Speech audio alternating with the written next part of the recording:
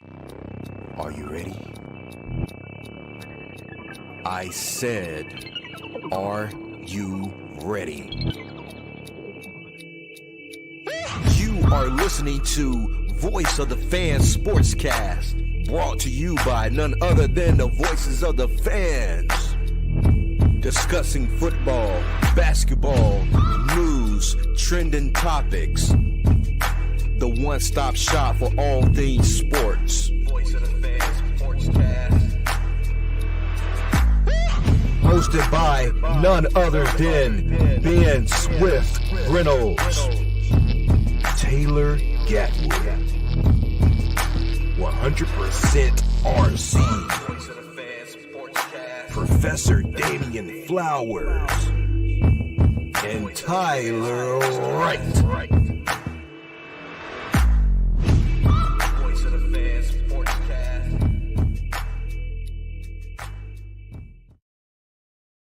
Welcome, guys, to another episode of Voice of Fans Sportscast. I'm your host, Ben Swift Reynolds. We have 100% RC with us and Taylor Gatwood.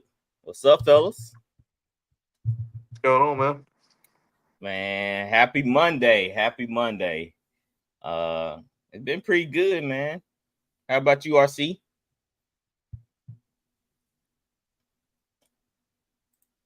Hey, you meet yourself. It's hotter than usual, man. It was cool this morning, and then somebody turned on the heater or the oven. That missed it before you. Man, I was talking to this guy at Corner Market. He working in the meat department. He said what it's doing is Mississippi weather getting our hopes up, like fall coming early, but next week gonna be super hot. That's what's gonna happen. It teasing us with this cooler weather. That's all it's doing, just teasing us. I'm ready for that football weather. Man, dude, tell me about it. Like I said, my son had a jamboree this past Friday. I'm back coaching my son flag football team. Go figure. Got duped into that. I'll tell you the story about that anyway. So we was out there. I took my son to practice, and the coach, he was going over who he was. I already knew who he was because I played against him last year. Then we started talking. He like, you ain't coaching this year? I'm like, nah, I just want to kind of sit back and just enjoy, his last year. Not, getting all worked up over these kids and stuff. So, man, he get the kids and start going through the drills. And I just see him do this. So I looked behind me. I was like, I thought he was waving at some other guy. He like, come here. So I looked at Zane. I said, yo, is he calling me or he calling somebody else? Then he pointed at me. He said, come here. I was like, oh man, I already know where this is going. That's when he asked me, like, so you want to help out? What you want to do today? I was like, man, I can help you, coach, bro. You ain't gotta say I already know what you wanted. So here I am, coaching flag football again. So it's just, man. I do, bro. What you say? You wouldn't do it if you didn't love it. Yeah, that's true. Well, like I said, I was just trying to chill out this season, but be young at kids again this year. He loves them kids. That's what it is. Yeah, man. Coaching is a ministry, man. It's a ministry. It's for you and for them. So, it's gonna help you and it's gonna help them. You're gonna trust me. They'll never forget you. Right. Yeah, I still see a couple of my old teams from years past. And someone play football for the varsity team on Pedal. So they always see me and they always say what's up and everything. So yeah, it's always fun to see them kids grow up and go play on varsity and stuff. All right, let's go ahead and dive right into it. College football was officially back this past weekend. We saw number 10, Florida State, go down to Georgia Tech in a nail biter. What was the score? 24-21? Mm-hmm. 24-21. RC. Is this more of Florida State being bad this year or just more of Georgia Tech being really good? Definitely not Florida State being bad. I think the transfer portal, the NIL, all that stuff is going to create a lot of parity in college football. And it was conference games. So you open your first game of the season against a conference opponent that knows you. Florida State was replacing 19 players. But then they went up against a team that And I don't know if y'all noticed or not, but the team behind me won a national championship running the ball and playing defense. And that's all free Georgia Tech did. They smashed them, man. I'm talking about. Mm-hmm. And be honest with y'all, man, the West Coast or the pro style offense going off is undefeated. If you can't stop the run and they keep the game close and being able to play action off of it, that's a hard thing to deal with because it keeps your offense on the sideline. And so that's what it was messing with Florida State as well. And I want to talk about DJ Unglele, or I'm going to call him DJU. It's his third school, man. Still looks like the same kid. Has all the physical attributes, but it's just something. He kind of reminds me of Joe Milton. If you watch Joe Milton play, he looks like an elite athlete until the lights comes on. But I think Florida State will be fine. I think it's just early, and you play the conference opponents. So, but I expect this across college football. You'll see a lot more of this. So you saying you seeing college football kind of leveling itself out for the turn. Yep. A lot of parity. Because what amazed me was how Georgia Tech was flying around the football on defense. I mean, they were hitting those guys when they catching, they were popping them. So that would, really made my eyes like, whoa, man, them guys are for real. They came to play. And I was kind of surprised about how Florida State was not able to move the ball efficiently. Sometimes they had a big play here and there, but they wasn't able to do it consistently as Georgia Tech because of how Georgia Tech was running the ball and with the quarterback, getting him involved in the running game too. So it was a good game to see, man, for real. Gatwood, Florida State, man, what do you think they can do to bounce back? I mean, like RC said, it's the first game of the season. You starting off the year against the conference opponent is tough. And Georgia Tech's known to give people fits. I mean, they run that triple option type offense. It's, different than everybody else. They run the ball so much. I think Florida State will be fine. They need to kind of give DJ the reins a little bit more. They weren't letting him throw the ball down the field very much. Just kind of a lot of, short passes and things like that. And also, one loss ain't going to kill you anymore because the 12 teams can get in the playoff. So I think they'll be all right. You think that one game going to cost them? Especially they're ranked number 10. Now I don't know how far they're going to fall in the AP, but I think since it was a divisional game, I think there was a big loss for them because it was a division rival. They're definitely going to have to bounce back. Yeah. Because this upcoming week, they play Boston College, which, they're not a slouch either. Mm-hmm. So, I mean, they're going to have to, step it up in practice this week and have a good game plan against Boston College. Bounce back. Flower, what's up, man? What's up? Flowers, were you disappointed in Florida State defense? No, I wasn't disappointed. I rather enjoyed what Georgia Tech did. I'm more disappointed in Florida State in whole because if you go back to last year, they cried about not getting to the playoffs. Mm-hmm. They come in and give a poor outing against Georgia in the bowl game, and they come in, they took Georgia Tech, and it, ended up paying for it. If you go back and look at Georgia Tech, I think they brought back a lot of the offense from last year. They've gotten better. Florida State lost a lot of people, to the draft and transfers.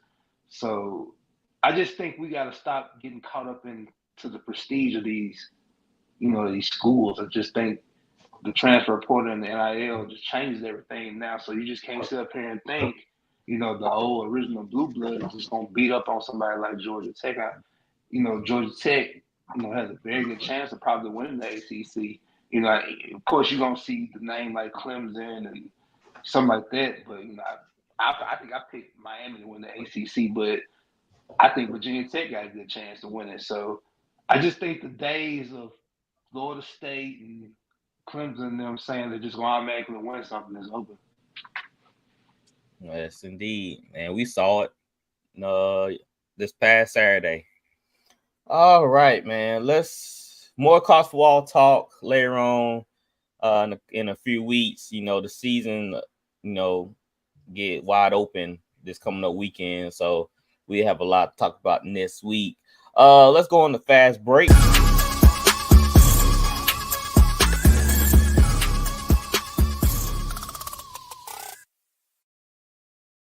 All right, so Anthony Edwards, he kind of disappointed me with this take. So he came out and said this about the older generation of the NBA.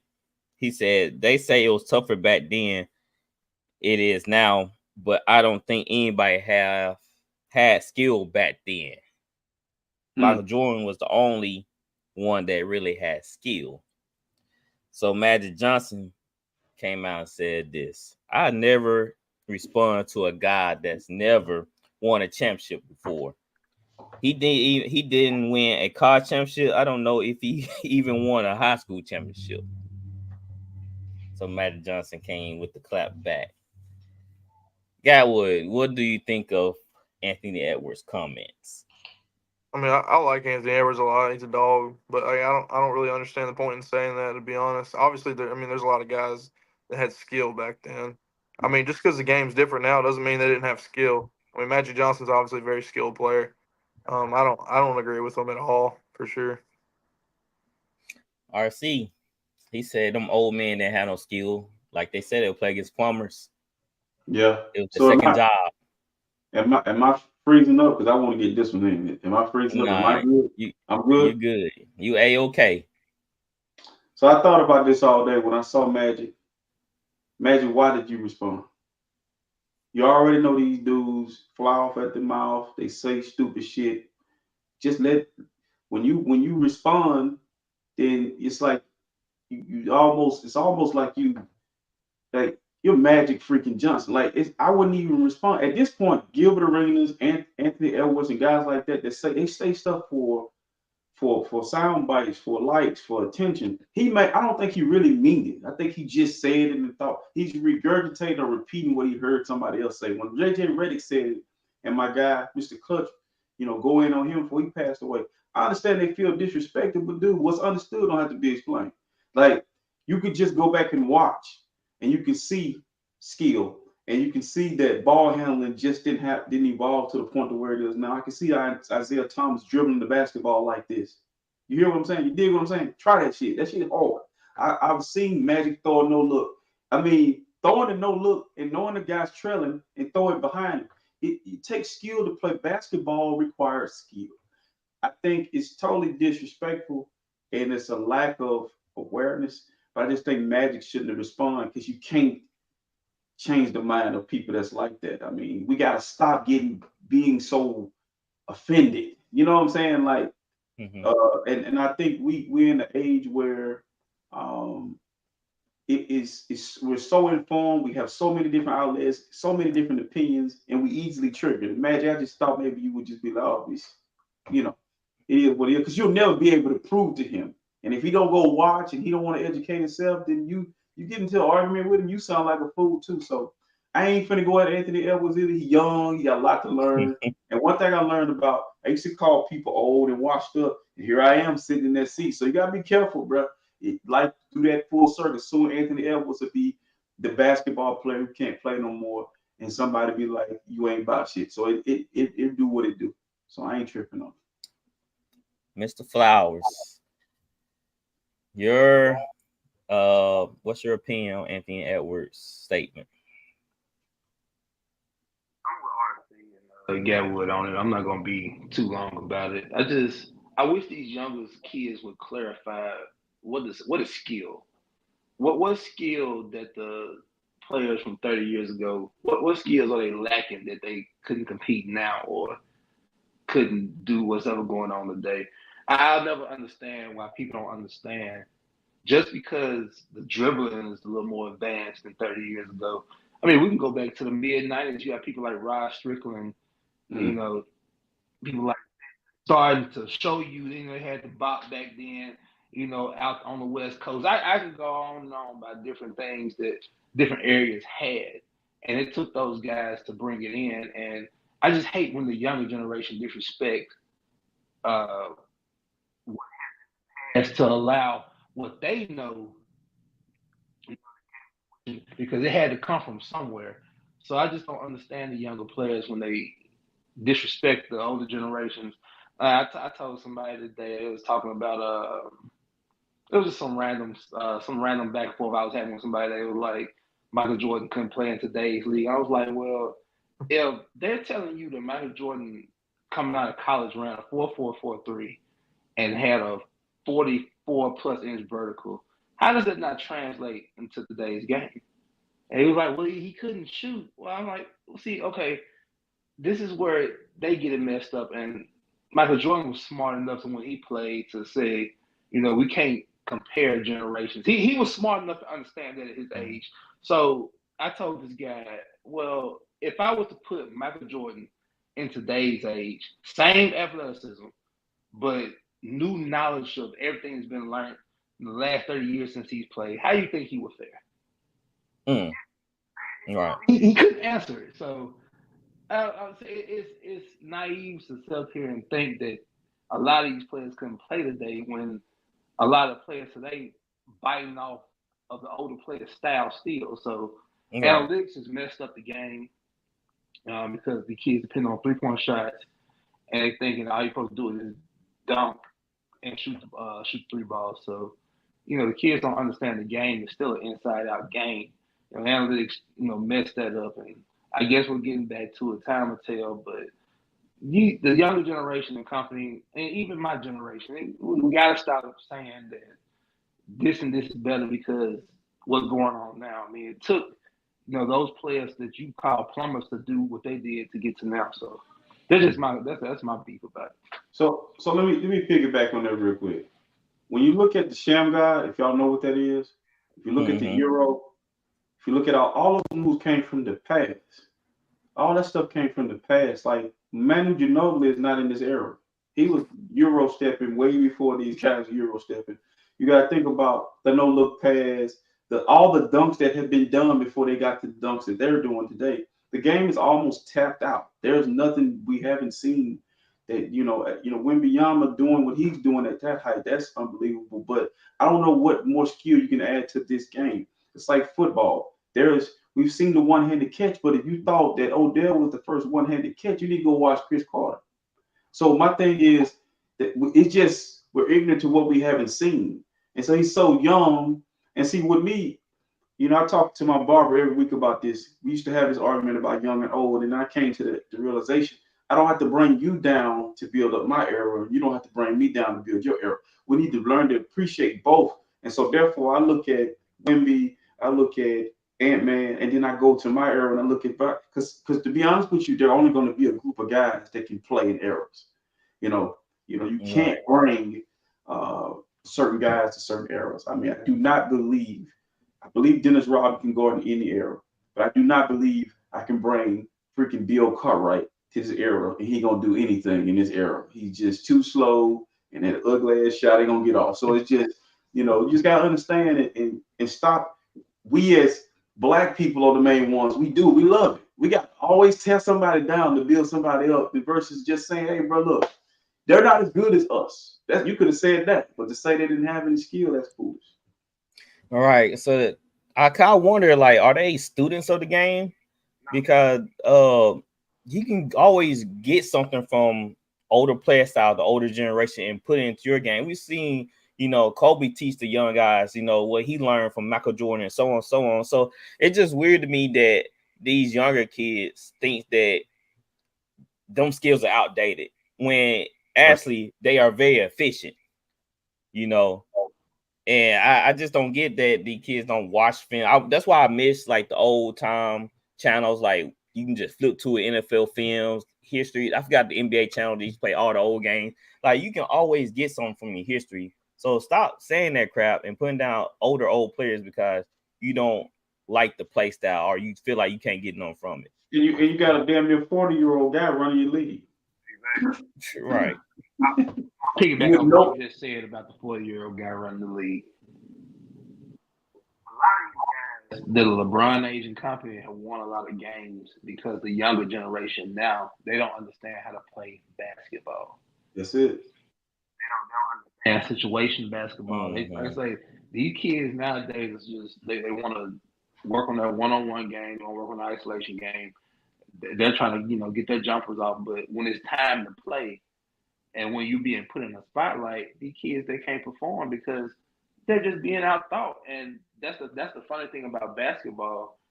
It pays to have athleticism.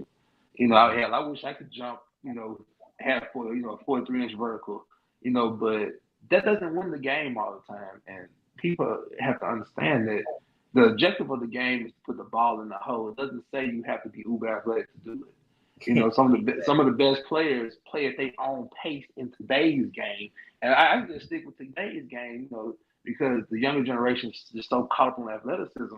But you see a guy like Luka Doncic, hell, he's doing what I'm doing right now, drinking a damn beer, and he's busting y'all ass. So I don't get the athleticism argument when it's still skill and knowing how to play the game, and understanding the game, and young kids, they don't understand it. And it was let's just not say Jokic just have a deep bag. He know what he want to do, and he do it. He understands the game. He know how to play the game. And that's why he averaged over close to 12 assists a game, because he know what he want and what he trying to do. He trying to be efficient. And a lot of younger players are not efficient. They take bad shots upon bad shots every time they come down the floor. And I think that's why a lot of older generation too is kind of turned off by the NBA, because they jacking threes instead of getting your teammates involved and running the offense and taking high percentage shots. Then yeah, of course, your point of view gonna be like that towards the older players, because you don't understand how to play. Go ahead.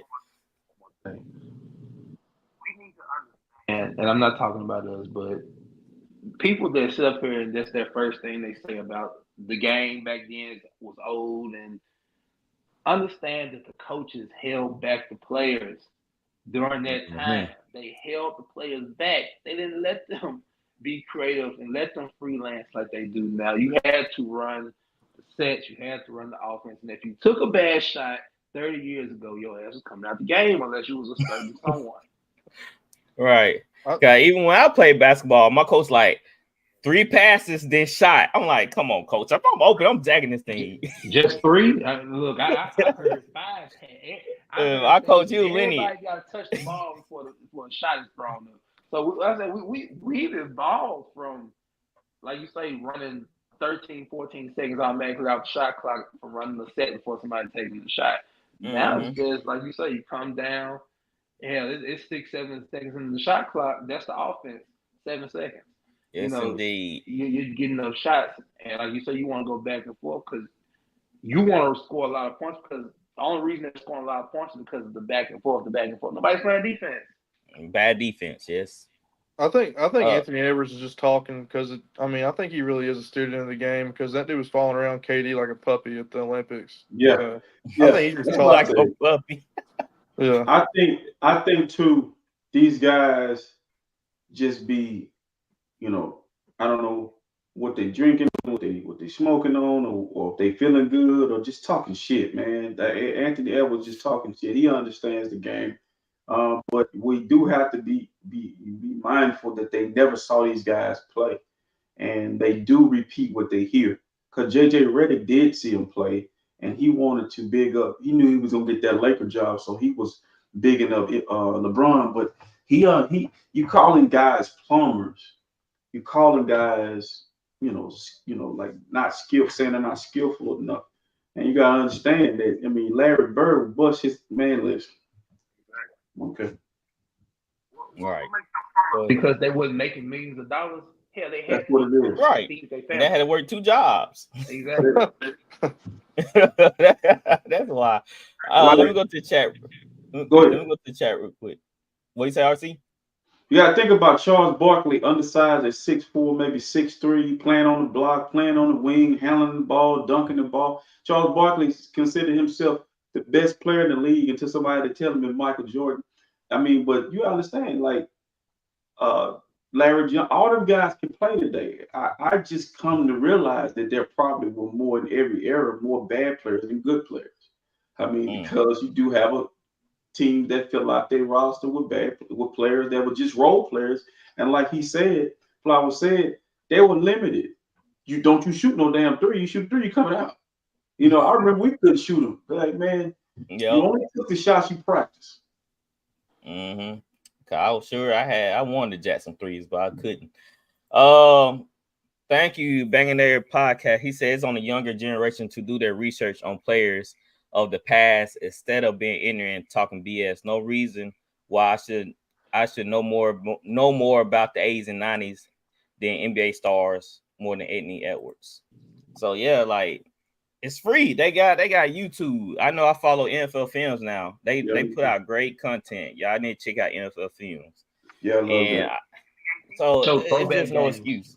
Yeah, throwback games. I was watching the top 100 receivers from the decade, whatever, and they were showing some names I forgot about. I was like, dang. So you know what I'm saying? Like, go do your research and just stop talking. All right, Face of Sports. Oh, go ahead, Flowers. Say something about what Gatwood said about A5 and KD. Ant should take a page out of KD's book because I never heard Kevin Durant disrespect the past. Kevin Durant, he gives credit where it's due, and I'm gonna say it to be done with it. KD will tell you what the special thing about Michael Jordan was he didn't waste dribbles. He got to his spot. That's where you get that one step pull up jump shot, 2 steps and you jump shot. That's where it comes from. They got to their spot. They didn't mess around, and they got the ball in the hole. All right, we worked on that drill all the time. Face of Sports said it's probably one of the reasons that the 4-point line keeps getting brought up often lately. And 4-point line. Yeah, we don't. He said bring something new sort of. So probably some of the courts are already set up for it. Then Randy, we'll get to your question, Randy. When we move on to NFL. Then he said, remember like 10 years ago when LeBron is washed talk started. If So they, it's everybody. if they brought the 4-point line, then the centers would just go away, basically. If they had a 4-point line, what would be the point of getting a 2-point spread guard? out? They won't be able to move. They want, yeah. So this is what I don't understand about that as well, being that football is my baby. I just coach basketball. I played basketball. I love football. I was a disobedient kid, and mom took football from me, knowing that would straighten me up. It was one of many things that straightened me up, not just football, taking football away, but just thinking about the evolution of basketball.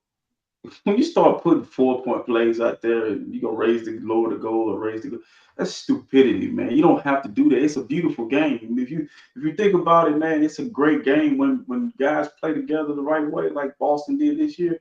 It's beautiful to watch. There's nothing you can do when you don't play the right way. So leave it alone. It's one game that just keep tinkering with. Like the NFL with the kickoff stuff is stupid too, because you didn't mess with the punt. You know, we want to care. We worried about player safety, but you're punting the ball.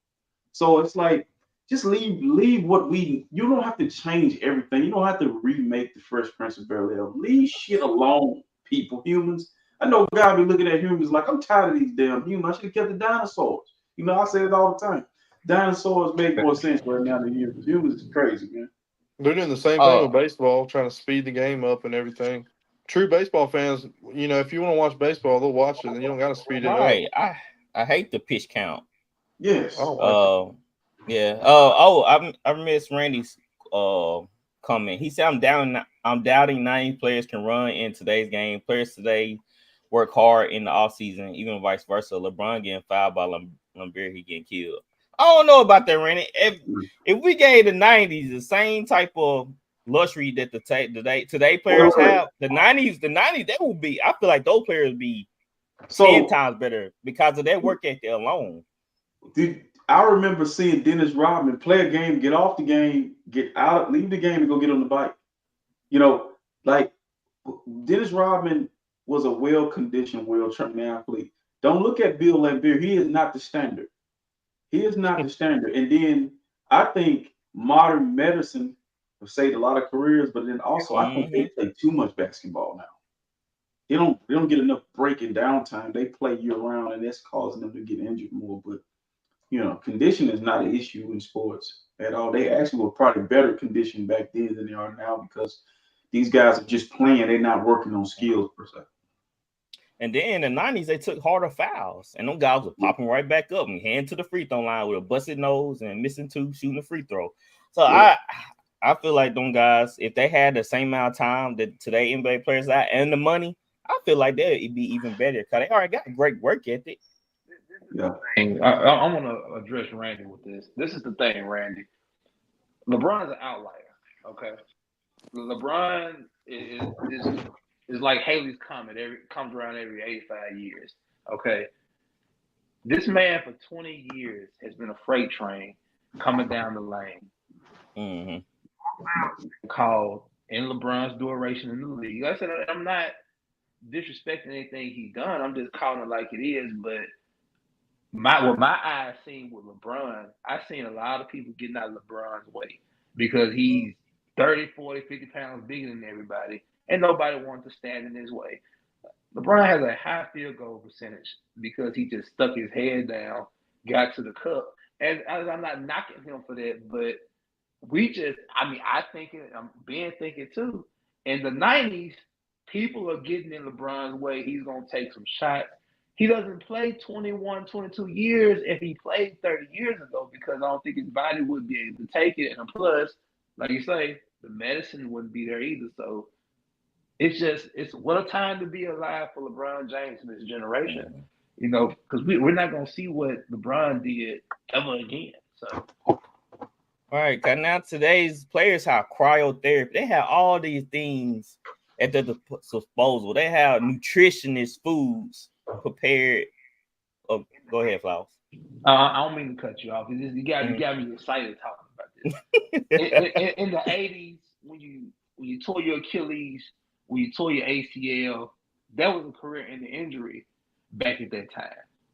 So a lot of players, the high end of a lot of players were cut short because they weren't getting the medical treatment they got today. So it's so unfair on so many levels to compare the game, then and now. There's too many disadvantages. Disadvantages. I tore my Achilles in 2010, and I remember that surgery. I remember the rehab of it. I remember. Like, that's why I say, modern medicine, man, seeing guys like Richard Sherman tear their Achilles and play the following year and so on and so on. Like, I didn't even feel right for a year and a half.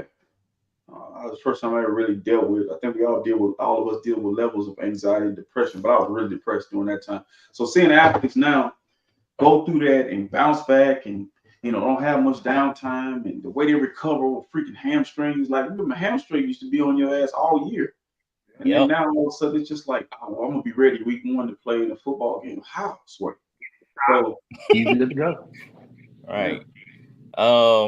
Randy said baseball needed to change 3 hours and 30 minutes for one game. I have things to do. Then he said, I'll agree. He said the knocks on today's game, flopping has run NBA. You get knocked even hard if you try to dive in the 80s. Then he's got one comment for Gatwood. He said, respect to Gatwood, but Harden's a cult leader on that ish. Hey, Gatwood, want to come on the podcast? We'd love to have you. We didn't even talk about Harden tonight. Hey, doesn't matter. We always take, look, on this show, we take shots at Harden, LeBron. We ain't even talking about Harden. How's Harden coming up right now? I thought we didn't even talk about Harden. Hey. That's crazy, man. Harden catching strays. For no reason. We talk about the 80s basketball and James Harden comes up. He pops up, bro. He pops up. All right, man. That was good talk. Good talk. Let's go to Randy question. I like this question. All right. He said, which QB has most to prove? He said on his show they went over Josh Allen, Lamar, Joe Burrow, Dak, Deshaun Watson. He named Aaron Rodgers and Justin Herbert. Let's go with Flowers. From that list, who has the most to prove? It was Dak. He said Lamar, Joe Burrow, Dak, Deshaun Watson, Josh Allen, Aaron Rodgers, Justin Herbert. Good question, man. It's like an open-ended question because I can just go. All of them, really? Yes, because I can say all of them. And I can put them in tiers. Like, Gatwood is saying Deshaun because, hell, they're paying him a boatload of money and he can't stay on the field. So that's one. I think Joe is the least. Yeah. person on the list has something to prove. He just has to be healthy, and Cincinnati got to stop being so cheap. I'm not even going. I'm gonna leave Dak out of this because we see the incompetence of his owner. Josh Allen. I'm gonna go with Josh Allen. Okay. And I say this because Josh Allen is steady losing players. He's losing players, and more is going to become upon him. So, starting this year, look, I picked the Jets to win the AFC East. I'm not bagging away from it. You know, if the Bills win it, Dolphins win it, I said, of course, I'll adapt to it. But I just feel the Bills are going to take a step back, and Josh Allen, he's going to have to show me. He's going to have to show me that he can lead this team and be the face and be the guy and be like Patrick Mahomes last year when he lost his wide outs and he had to, do this and that to get him to the Super Bowl. Josh Allen got to do something similar. Can I go in front of you, RC? Yeah, go ahead. Okay. I'll say Lamar got to be number one because, he getting paid top dollar and he can't get past out of the first round. I mean, this last year I feel like was his best year. The Chiefs was down. The Chiefs was on hobbling late into the season. And they go out there and Lamar didn't want to play quarterback. I don't know if he didn't want to run. He decided to be a pocket passer that day for some reason. Whoa. No. Offensive coordinator. Lamar didn't call the play. Let's talk about offensive coordinator. He wasn't Lamar. He had lanes. We don't know if Lamar didn't want to run. Hell, if the offensive coordinator called such, hell, I gotta run. It was a lot of time when receiver wasn't open. And he was patting the ball. He was patting it. When Zay Flowers don't fumble at the one though. I'm saying he never patted the ball that long. Play quarterback. Right? Lamar rocking that ball to sleep. He was patting it so much. You know what I'm saying? So it's like, man, he take the running lane. Run so much when you're down 14, bro. I'm just saying, if Zay Flowers don't fumble at the 1 yard line, it's a different game. Thank you, Gatwood. That's true. No relation. But they still had a chance to end, right? They still had a chance to make that final drive. Kansas City was going to beat them. Well, this is Lamar. Well, they brought in Derrick Henry to solidify that injured backfield. We're gonna see how Derrick Henry come in. But the Ravens, they are right there. They have to make that leap to the Super Bowl. They can't keep getting put out like this. Just like Josh Allen, they losing pieces, man. But I say Josh Allen have taken hits because they're not signing guys. They didn't bring nobody in except for they brought a rookie in and some guys, some journeymen. And Hollins and some other guy, I forgot his name. So it's just they ain't bring nobody. This is where it gets controversial right here. Watch this, RC. Okay, so Josh Allen, Lamar Jackson.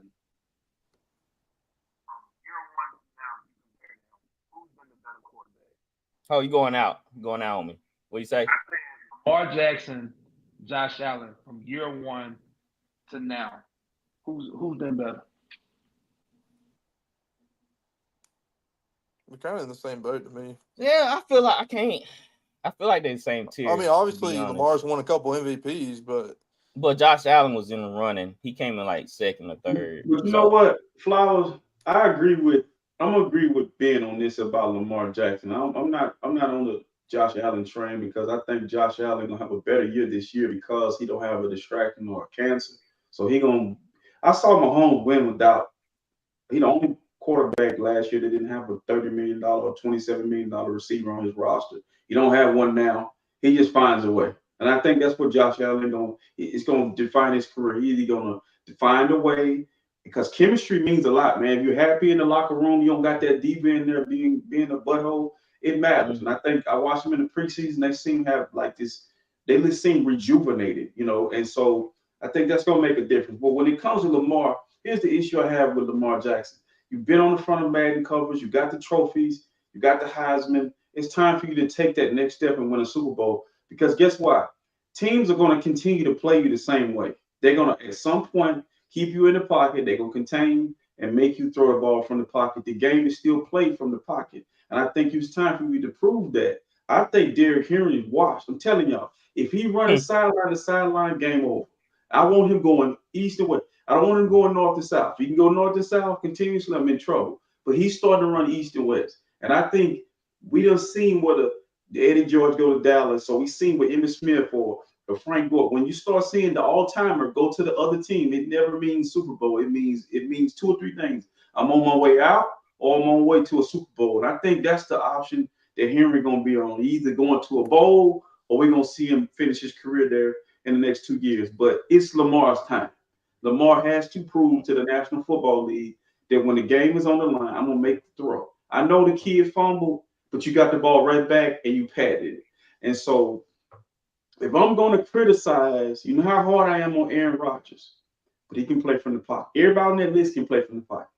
I've seen Deshaun play from the pocket.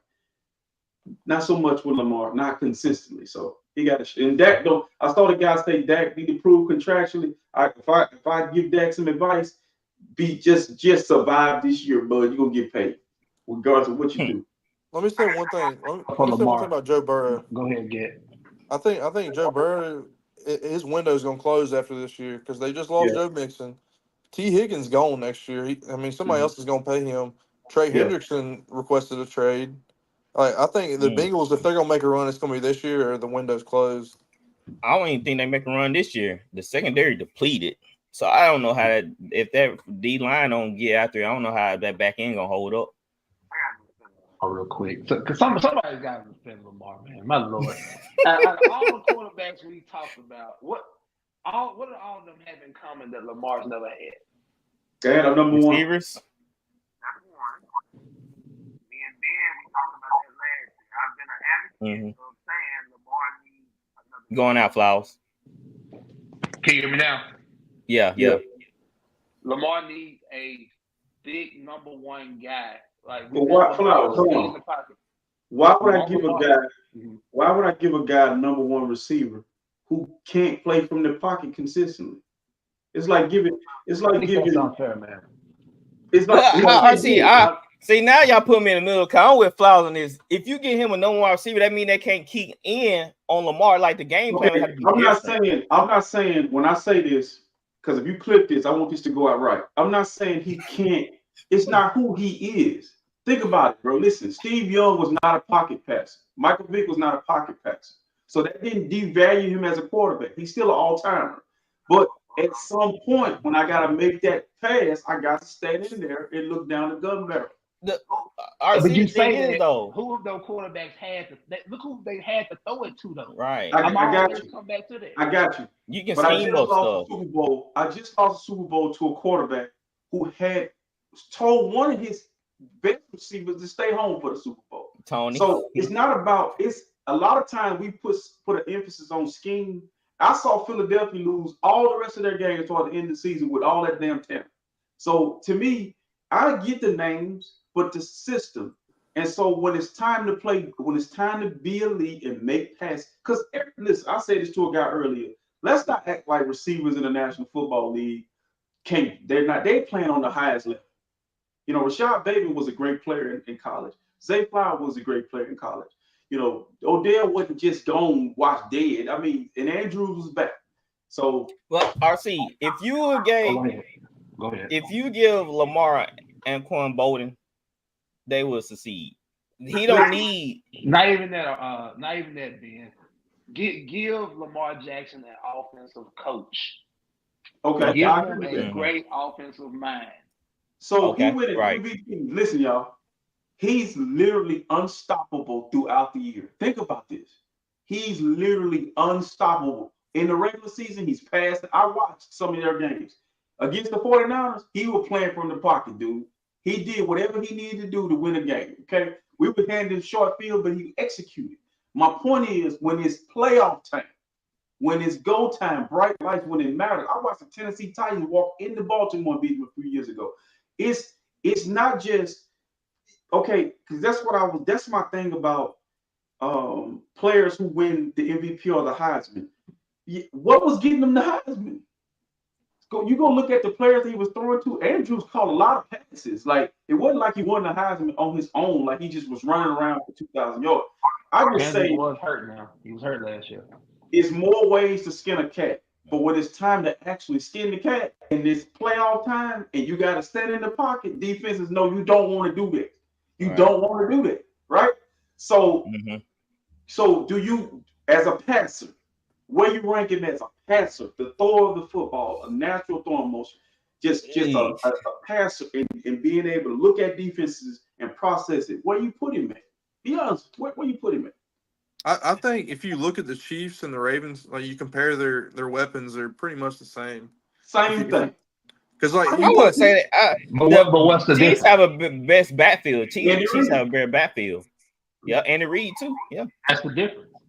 Yeah. That is the difference. But see, we can't do nothing about the coach. I'm just saying, I saw in that game, this guy had the ball twice. He threw in the double coverage. The play he threw to likely across the middle, that was triple coverage. Dude threw into triple coverage. Even though it was a PI, they didn't call it. You threw into triple coverage, bro. All of us on this panel has a weakness. If I'm going to play you, I get film on your weakness. I'm going to, at some point, make you have to do what you don't like to do. Okay? I feel the same way about Brock Purdy. His weakness is his height. Okay? Keep his ass in the pocket and make him look over big D linemen. And then back the ball down continuously. Make him throw over the. Just get your arm up. You don't have to be all, trying to sack him. Just be taller than him, and it's gonna be good night, sweetheart. Being it's like you playing quarterback around 6'5" guy. Then you gonna do it. He ain't do a damn thing. that's why I like my quarterbacks tall. You know what I'm saying? No homo, but I like my quarterback tall. I just feel like I think where I'm starting to get a little frustrated with Lamar is you are a great regular season guy, and in the playoffs you look different. He gonna have to show it. Yeah, that's why I mentioned Lamar, because he been losing in the first rounds a couple times. He actually lost to Josh Allen 3 years ago when they baited him for that pick six he threw when they were driving. So he gonna have to put something together. I'm not saying that he's gonna get booted from the Ravens. He just gonna have to show that he's the man. He's really careful. He's really careful with the football. He takes care of the football. He don't never get hit. He don't never take care. Like, he do fumble, but I'm saying, dude, have you ever seen him take a hit? Just take a damn. He got lit up. Never. No. So I just feel like, dude, man. Regardless of who the OC is, do they got Todd Monkey? Yeah, it's Todd Monkey. Yeah. Okay. He coached the Southern Miss. That's Baltimore bringing these guys in here that I don't get it. So yeah, great question, Randy. Great question. Jerry Jones, man. Let's talk about him, this old guy. He said there's nobody that can often come in here and be a better GM than I can. Nobody. Not your mama, not your brother, not your daddy. Nobody. Gatwood, what'd you think of Jerry Jones' comment? He's just getting too old and senile, man. He needs to just let go of the reins a little bit. I mean, help the organization out a little bit. Try to, why not? I mean, let somebody else get. I mean, y'all ain't won since what, the 90s? Give somebody else a shot. The dude must have cataracts. Cause I look at that roster, he ain't do nothing. I don't know what he's looking at on his roster sheet, on his depth chart. But money to spend. Flowers, man. What is he looking at? Talking about he's the best GM for the job. That's what happens when you spend money on a team and you get wrapped up in past success. Because he wasn't a part of the Super Bowl success because he was on the other side of the building working. So I guess he figured, hey, since I got the business side up, let me meddle and dabble and see, can I do what Jimmy Johnson and company did, Barry Switzer did. Jerry Jones is, like you say, it's just he's the Dallas Cowboys. We can't take that from him. That's his team. We can't tell him what to do with his team, but it's obvious that he needs to, even if it's his son Steven, he needs to let go some, because you can tell he makes decisions with his heart, and he's not making football decisions. He's making personal decisions, So when you get to mixing business and personal agendas, that's when it's not going to work. So obviously, Jerry just wants to prove a point that he can be the owner that, gets his team to the Super Bowl and win before he passes away. I'm quite sure. I don't know if it's going to happen, but he's had plenty of examples to see that maybe he does need to take a step back. He must have I'm loved Jason Garrett. surprised. Yeah, he gave Jason Garrett so many chances. I'm surprised he didn't say, I'm the GM to the day I die. Because that's pretty much what I'm getting. Basically.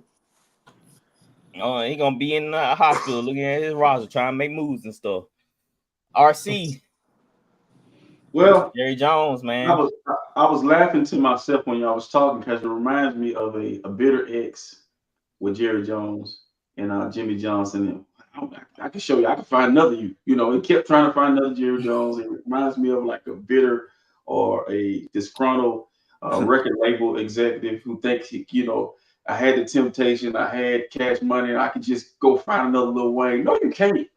No, you can't. You can't duplicate success. It's hard to repeat, redo, remaster greatness. You can't. You think about Ryan though, what he did with the Bulls, got rid of him and then brought in there. It ain't been right since. I'm talking about they are cursed. The Dallas Cowboys are cursed because this guy is his own worst enemy. He think he can. It's 2024 and you still trying to build a team like it's the 90s.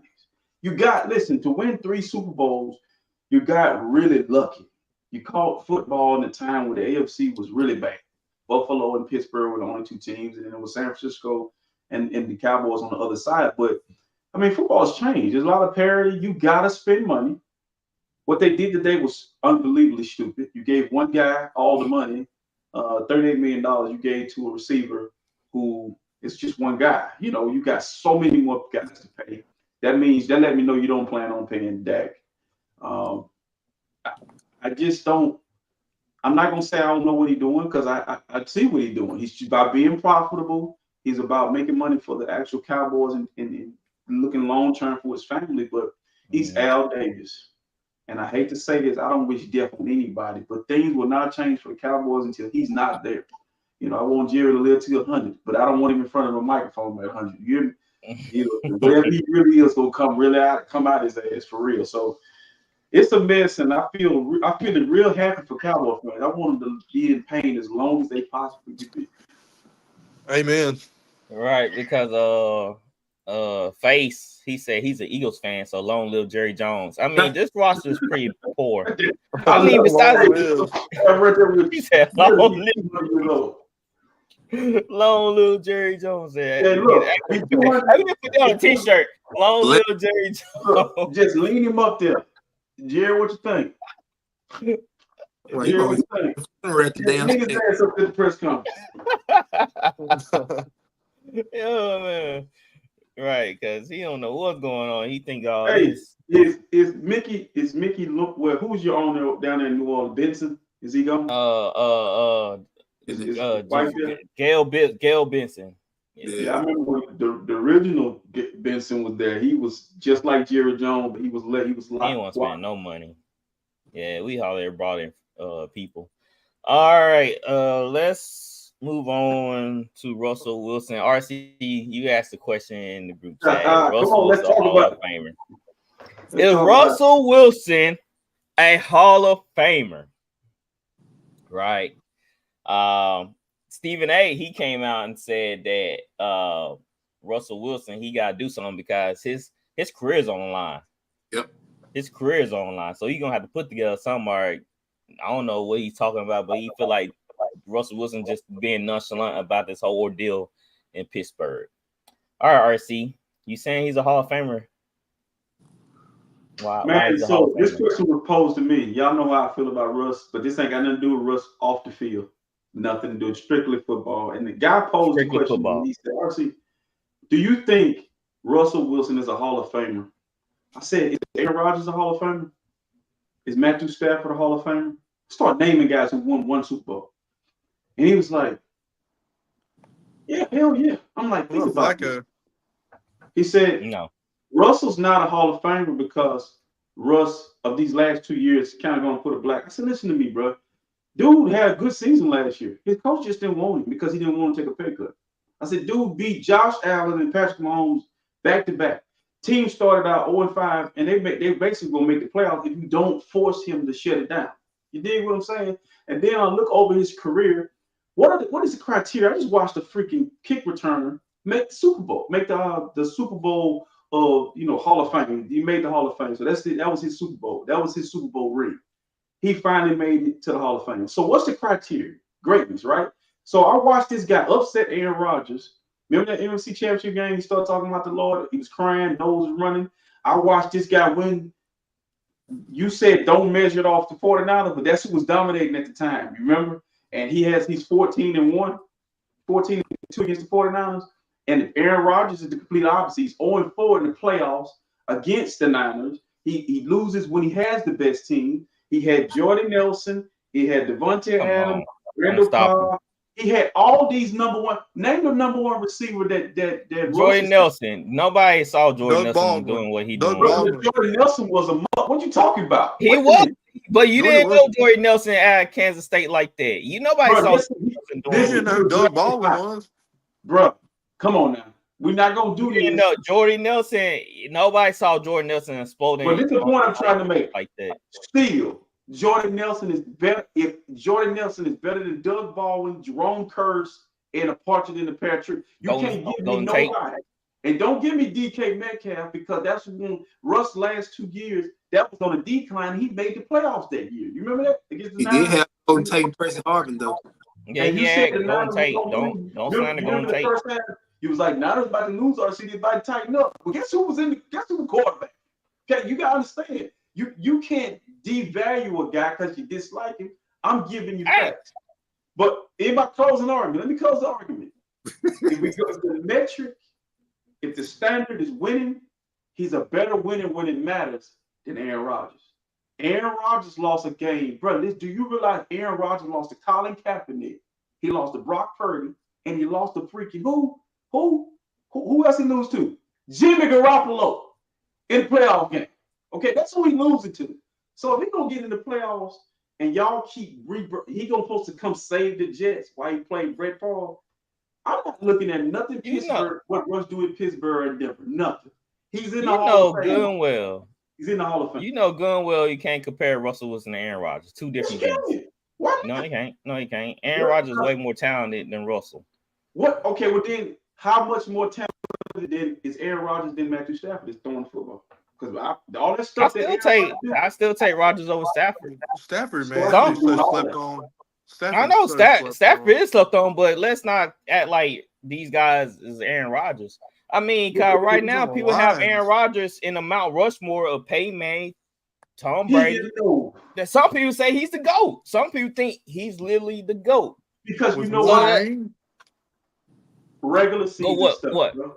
Regular season. I mean, a lot of guys during the playoffs, you come against adversity, and sometimes the matchup is favorable. The 49ers were favorable against the Packers because at that time, who was the Packers number one? Bro, Aaron Rodgers. The Packers special team can't defend a fake field goal. Right, that's what. But Aaron Rodgers didn't put no points. Come on, it wasn't on Aaron Rodgers. It's a team thing in the playoffs. You got every year Aaron Rodgers was there. Tell me how many times his offense was top 5. I mean, look, you can say that, but you can also it's a team thing in football, right? And sometimes Aaron Rodgers. That one game, RC, Aaron Rodgers couldn't get this team. His team couldn't help Aaron Rodgers out. That one time, Aaron Rodgers actually need help. If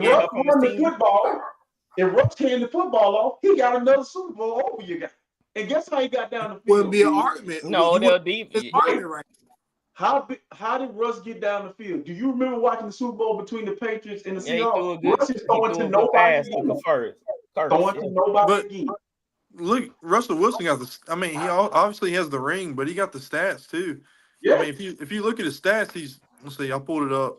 334 touchdowns, only 106 interceptions, 65% completion percentage for his career, and he was very mobile. He could run the ball too. Like, we can't act like prime Russell Wilson wasn't cold. But why doesn't he not have one single MVP vote? Right, he's never. Hold on. Wow. Because the guy y'all talking about. Because the girl in the pretty dress. Hold on, bro. The guy y'all talking about. The dude played quarterback while Brady was still in the league. Was he not? Brady was still in the league. Aaron Rodgers was in the league.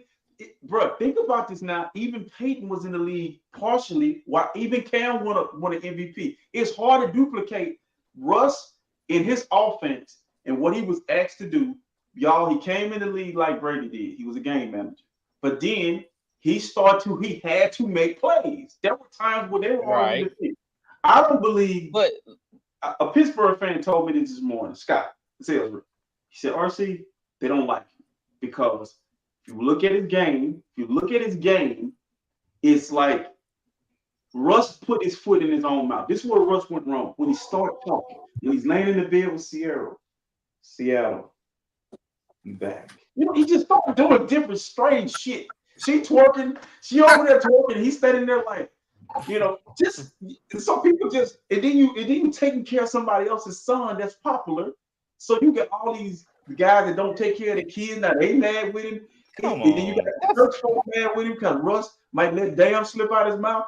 You see how it's 4 boxes of people on his ass. So it's like when you get to the football part of it, dude had a good year last year. Look at his numbers last year compared to Josh Allen. Yeah, he finally figured things out. Sean Payton finally nipped things in the bud. He finally got on the right track. Dan Fauci's in the Hall of Fame. Russell Wilson's in the Hall of Fame. Man, come on now. Don't do that damn Fauci, man. Come on now. Don't do that. Russell Wilson better than Dan Fauci. Sean Payton not shut Russell Wilson down because he wouldn't take the pay cut? Well, he wouldn't take the injury clause. I think the GM had to say something all about that besides Sean Payton. I mean, but were they not trending upwards and we're about to make the playoffs or have a winning record? Yeah, they missed the bye game. They missed the bye game, was it? Or 2 games? After starting 0-5. Games. So they 11th to 12th. So they. Well, let's be honest. He still didn't look right in certain games. I mean, he was trending up, but sometimes, bro, listen. I mean, the drives were looking kind of dry there. RC. Go ahead, Flower. RC, everything you said is correct, sir. But like I told you this morning, the media has sunk their claws into Russell Wilson from these past 2 years.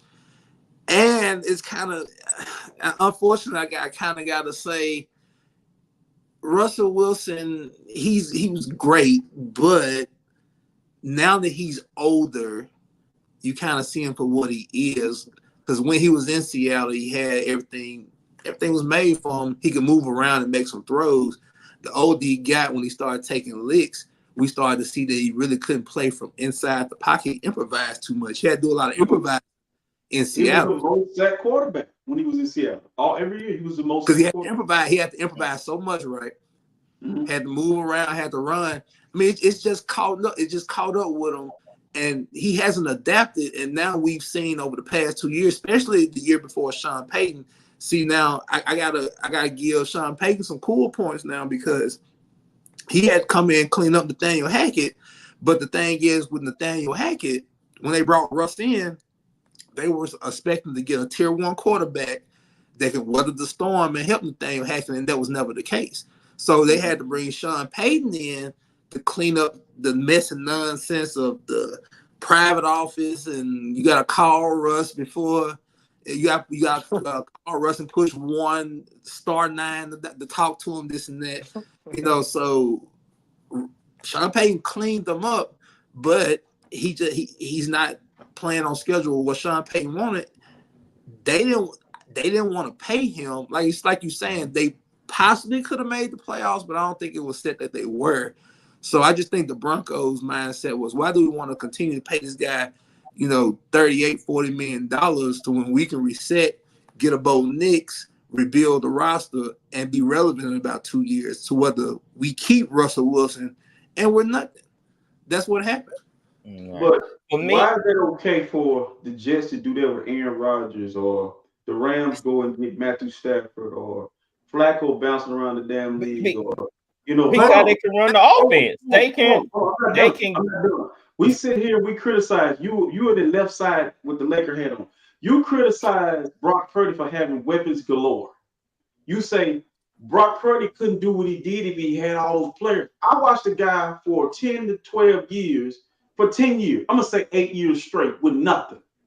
Do what you saying Brock can't do if he didn't have weapons. I'll watch this guy make your life a living hell, mine's, anybody in NFC. He had, when you go look at the record, the Legion of Boom, they were not the 85 Bears. Okay. I want you to understand something. Did I not watch that same defense?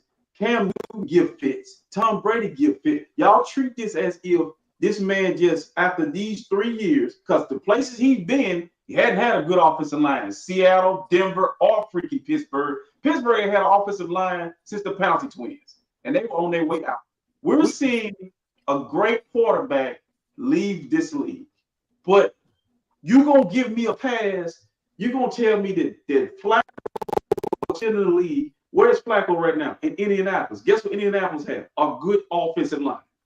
They're gonna give him time to throw the ball. Well, hold on though. See, Flacco, he flamed out. He got paid and he flamed out, so he turned into a journeyman. Okay. He said it's time for Russell Wilson. I'm cool with that. It's not that I don't think Russell Wilson about 3 years ago came to Indianapolis. He threw a ball in the back of the end zone for a touchdown. I'm like, how the hell did he throw that? I'm not. Let me ask you this. Hold on. Let me ask you this. If you give the 49ers, if you gave the 49ers Russell Wilson as constructed right now, would they win the Super Bowl? I don't know. I'm not gonna say I don't think so. I'm not gonna say I think they would. I think Listen, we all look a little better when you got a lot to do. So you mean to tell me if Brock Purdy, Mr. Irrelevant, can play quarterback and look that good with that many weapons, you give a veteran quarterback with knowledge of everything. This is in the Super Bowl when this guy come free. Okay, this is a thing called setting your protection and understanding schematic and scheme. Brock's still learning. This is his first year watching film in the offseason so this guy already has this. He's not stupid. And I believe with weapons galore, it's gonna be easy, bro, with a quarterback that has knowledge of the game and just has experience. I just think the guy he's taking bad deals, going to the wrong place. All right. RC, Wolves are not the last couple of years on Russ. He's holding the ball on for too long. And I know Shanahan don't like him holding the ball on too long. Man, come on now. He got PTSD. He just holding on the ball for too long. A lot of sacks are his fault. A lot of sacks are his fault. He was the most sacked quarterback while being in Seattle. Go look it up. I know they had one also holding on the ball. And we go back and look at it though, see a lot of his sacks were from him running around trying to improvise. Because guess what, dude? For years, that's what I had to do. I had Doug Baldwin. Man, don't do that to Doug Baldwin. You acting like Doug Baldwin. Doug Baldwin's not a slouch, man. It's all for us though. I can't knock him for that. Listen, dude. All I'm saying, is this is not the same Russ that terrorized. This is not that same Russ. That's why he won't win the 49ers, guys. The bad habits he have right now. I mean, 2 or 3 years ago, the Saints wanted Russell. I was all for it. I'm like, yes, Aaron Rodgers automatically gonna win in New York. I mean, it's not automatic, but it looks good for him to win. I'm sorry, man. I don't mean to cut y'all. Oh, go ahead, man. Aaron Rodgers right now is better than he's a better quarterback, man. Where you seen it? Where you seen it? We seen him in Green. Like he still took that Green Bay team to the playoffs. When we do this, I need you to pull up old clips. Everybody on this panel was giving Aaron Rodgers the blues his last year in Green Bay when he was throwing his teammates under the bus. Was he not doing that? Okay, he old cranky like Tom Brady. You're right, but it's more to it than we knew it was more to it than what he was doing. Right. Him and the organization were at odds. We knew that he didn't like the rebuild. He wanted for all these younger guys. He talking about bringing him vets. I mean, that was an ego thing with Aaron Rodgers. He didn't like that Jordan Love got drafted. It was like you say, it was Brett Favre all over again.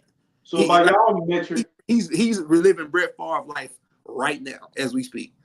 So by y'all standard, Cam Newton's a Hall of Famer. And you want me to be real with you with that one? I'll say no. If he's a Hall of Famer, if Cam Newton's a Hall of Famer, I think Michael Vick should be in the Hall of Fame. Him and Russ are on the line. Like what Cam did for that organ. See, okay, let's talk. Let's compare him and Russ, right? Prime Russ or prime Eli? I can say. You remember what Randy asked that question, Ashley. You remember I'll take Russ over Eli. I'll take Russ over Eli. He won the two Super Bowl MVPs, so that's why he's in. If he doesn't win that, he's nowhere near it. That's what Phillip Rivers. What about Phillip Rivers? I think Phillip Rivers is better than Eli. But in Iggy, did Iggy win Iguodala win a MVP? MVP, yeah. Okay, is he a Hall of Famer? In the NBA, probably. Yeah, NBA. Yeah, everybody's Hall of Fame. But what my point is, we saw with our naked eye. What you see with your. That's what I'm saying. I think you have PTSD, man. Because what did you watch in the NFC when Prime Russ was coming through? What did you see? Listen, if you're gonna put a guy in the Hall of Fame for 8 straight years of dominant or great 8 straight years, I'm not worried about these last few years. Y'all had it. I'm saying he terrorized the best team in the NFC. I want to say I think more teams more afraid of Legion of Boom. No, I say that. I think more teams more afraid of Marshawn Lynch. The question I say that. The question is he a Hall of Famer? I say yes. Yeah. But like I said, if they let Eli in, then yes. But they don't let Eli in, I'm saying no. Eli in. So let me ask you this: so if Brock Purdy win a Super Bowl and he has 8 straight years of playing great, but he don't have the cast, but they keep being a good organization, going out getting him players, and he wins the Super Bowl and he has the same career as this guy, they're gonna put his ass in the Hall of Fame. Because you know why? It's the way you look at it. If you want to look at the underdog, this dude is 5'11" at best. Okay, he's undersized. This is what he did. I want Lamar to do. What Russ did in his prime, that's what Lamar should be doing right now. Improvising, but also being able to throw that pretty deep ball you're talking about, being clutch. I watched him beat good teams. But I don't think I know anymore what's a Hall of Fame in the National Football League. I'm like Deion Sanders. Anybody can be in the Hall of Fame now because they keep moving the goalposts. But that's why I say if Eli don't get in, then Russ doesn't. Eli don't belong in no damn Hall of Fame. But people gonna vote him in because of the 2 Super Bowls. No, that's the only reason why. His last name's Manning. I don't think Eli deserves to be in a Super Bowl. I think Phillip Rivers is better than Eli, and Phillip Rivers should. That's what I think, but. How do people be talking?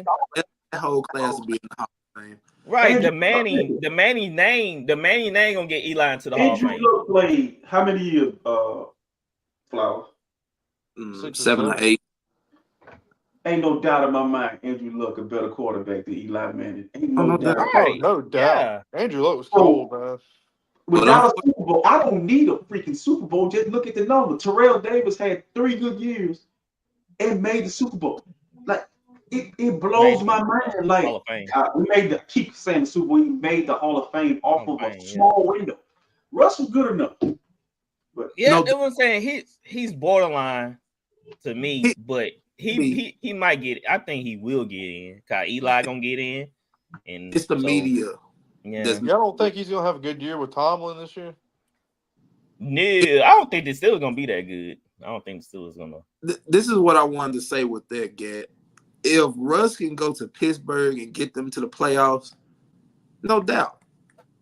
I'm curious. That's a big question mark. He needs to get the stench of Denver off of him. That's all I'm saying.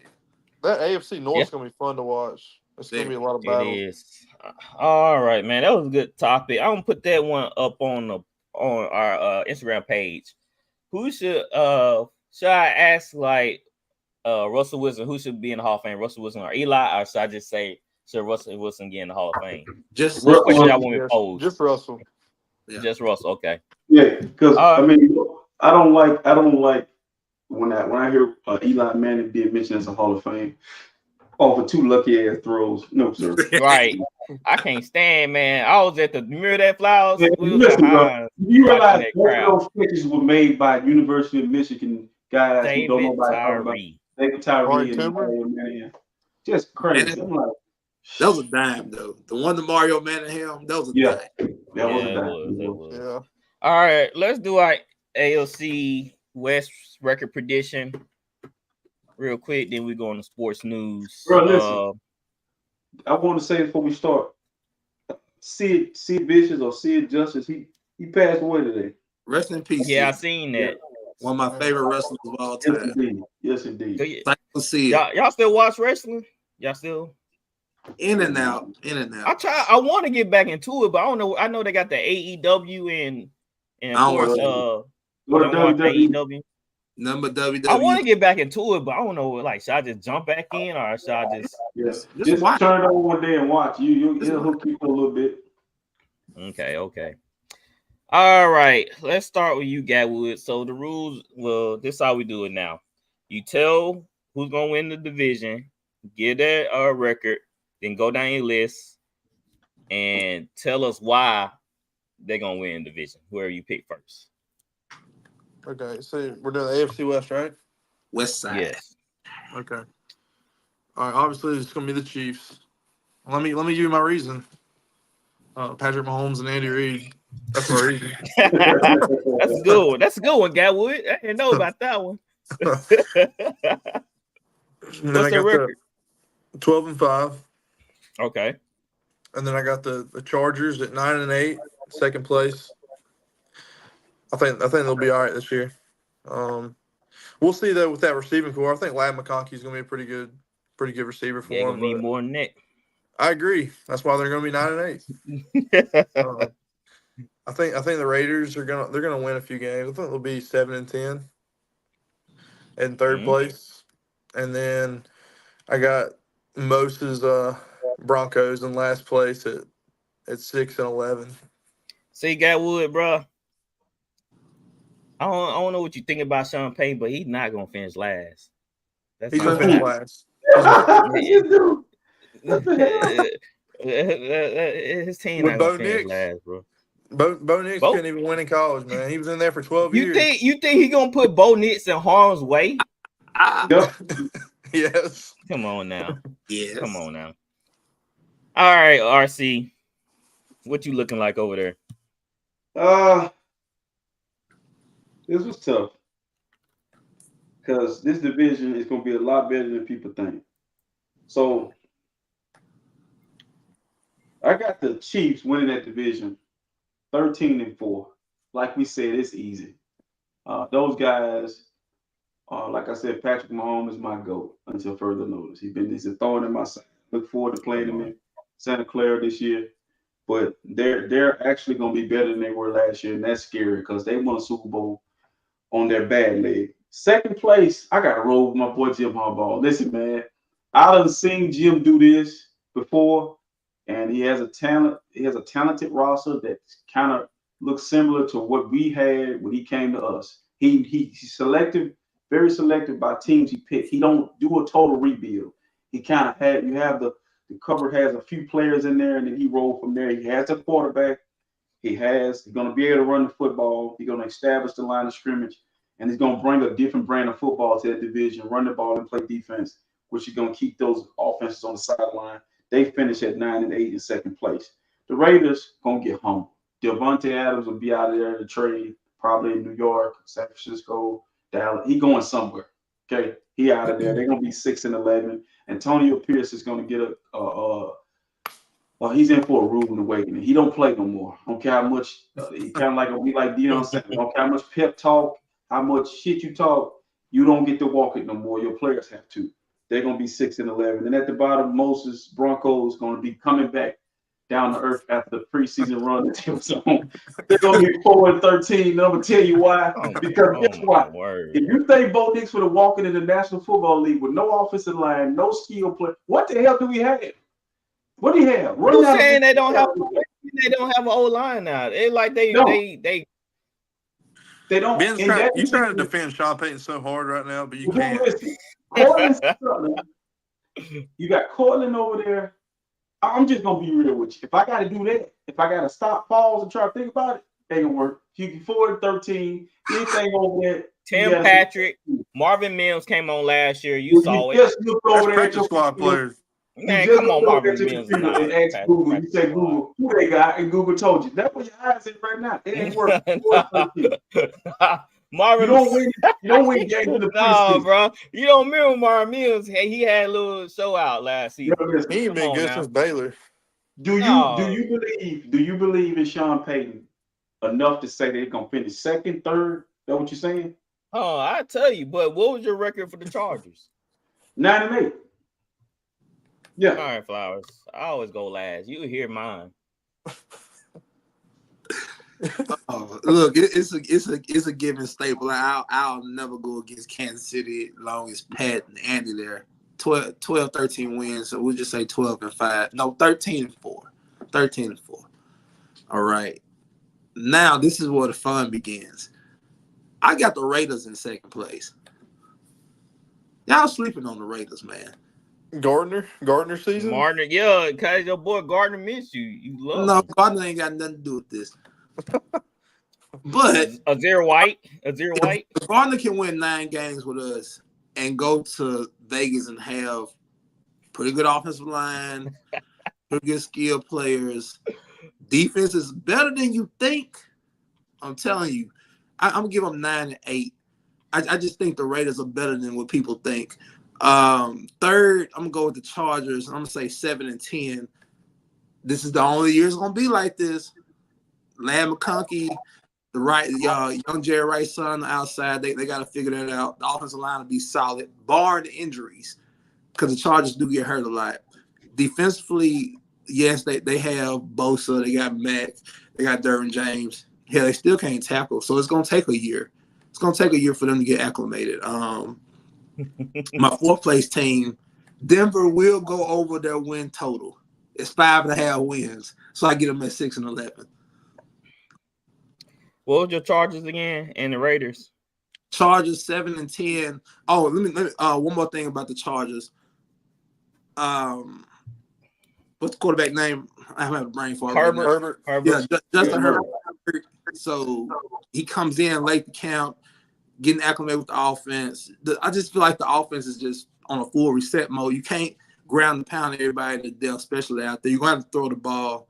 I just think they're too inexperienced on the edges, offensively and defensively. Like I say, they just got to get a little better. But fourth place, I'm with the guys, Ben. It's not that Sean Payton and Bo Nix aren't going to be good.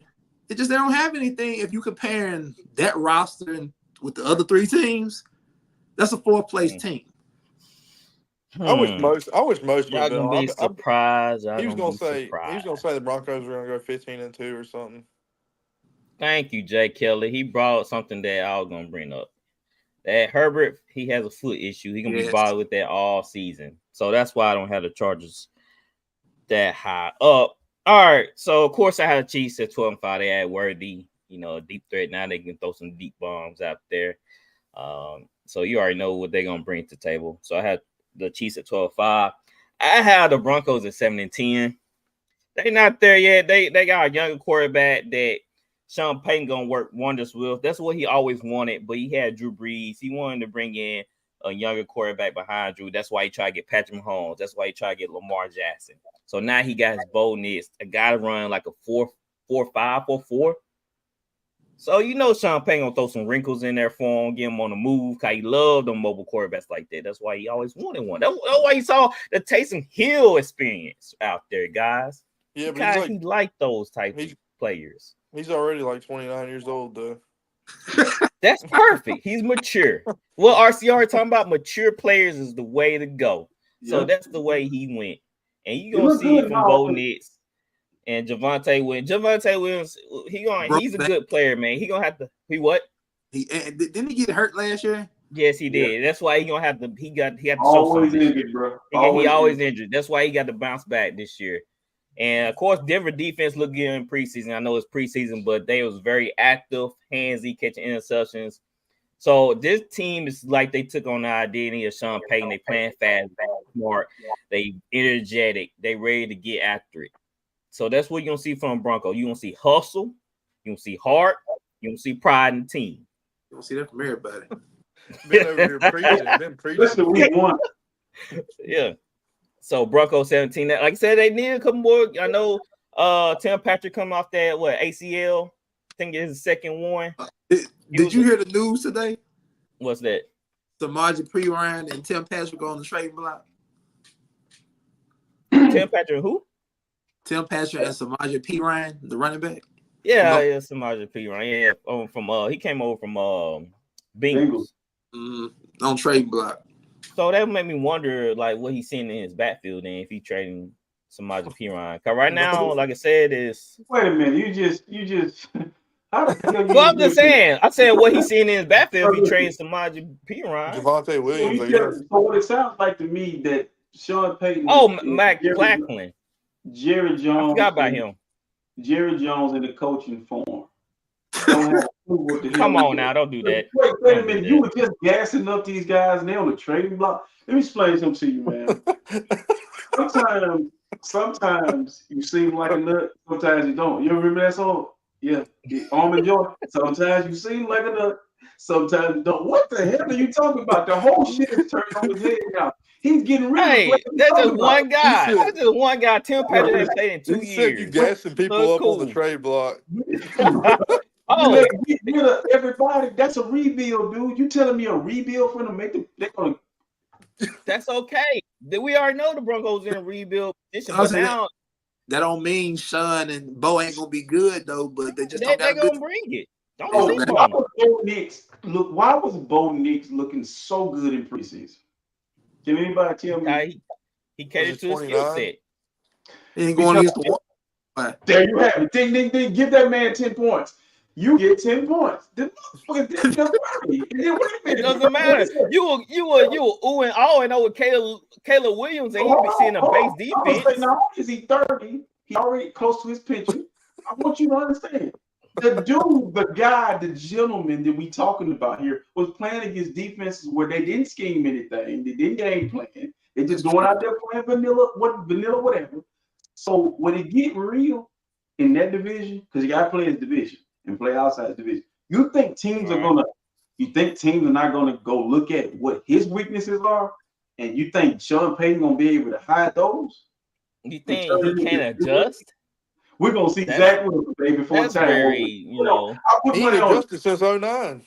That's very odd that you don't think he can adjust. You don't think Sean Payton can, like, okay, of course they know my quarterback weakness. You don't think he gonna we're gonna see Zach Wilson before we gonna see him sooner than later. What? I mean, Sean Payton playing chess out here. You know, we just playing checkers. He's like you say, he traded for Zach Wilson for a reason.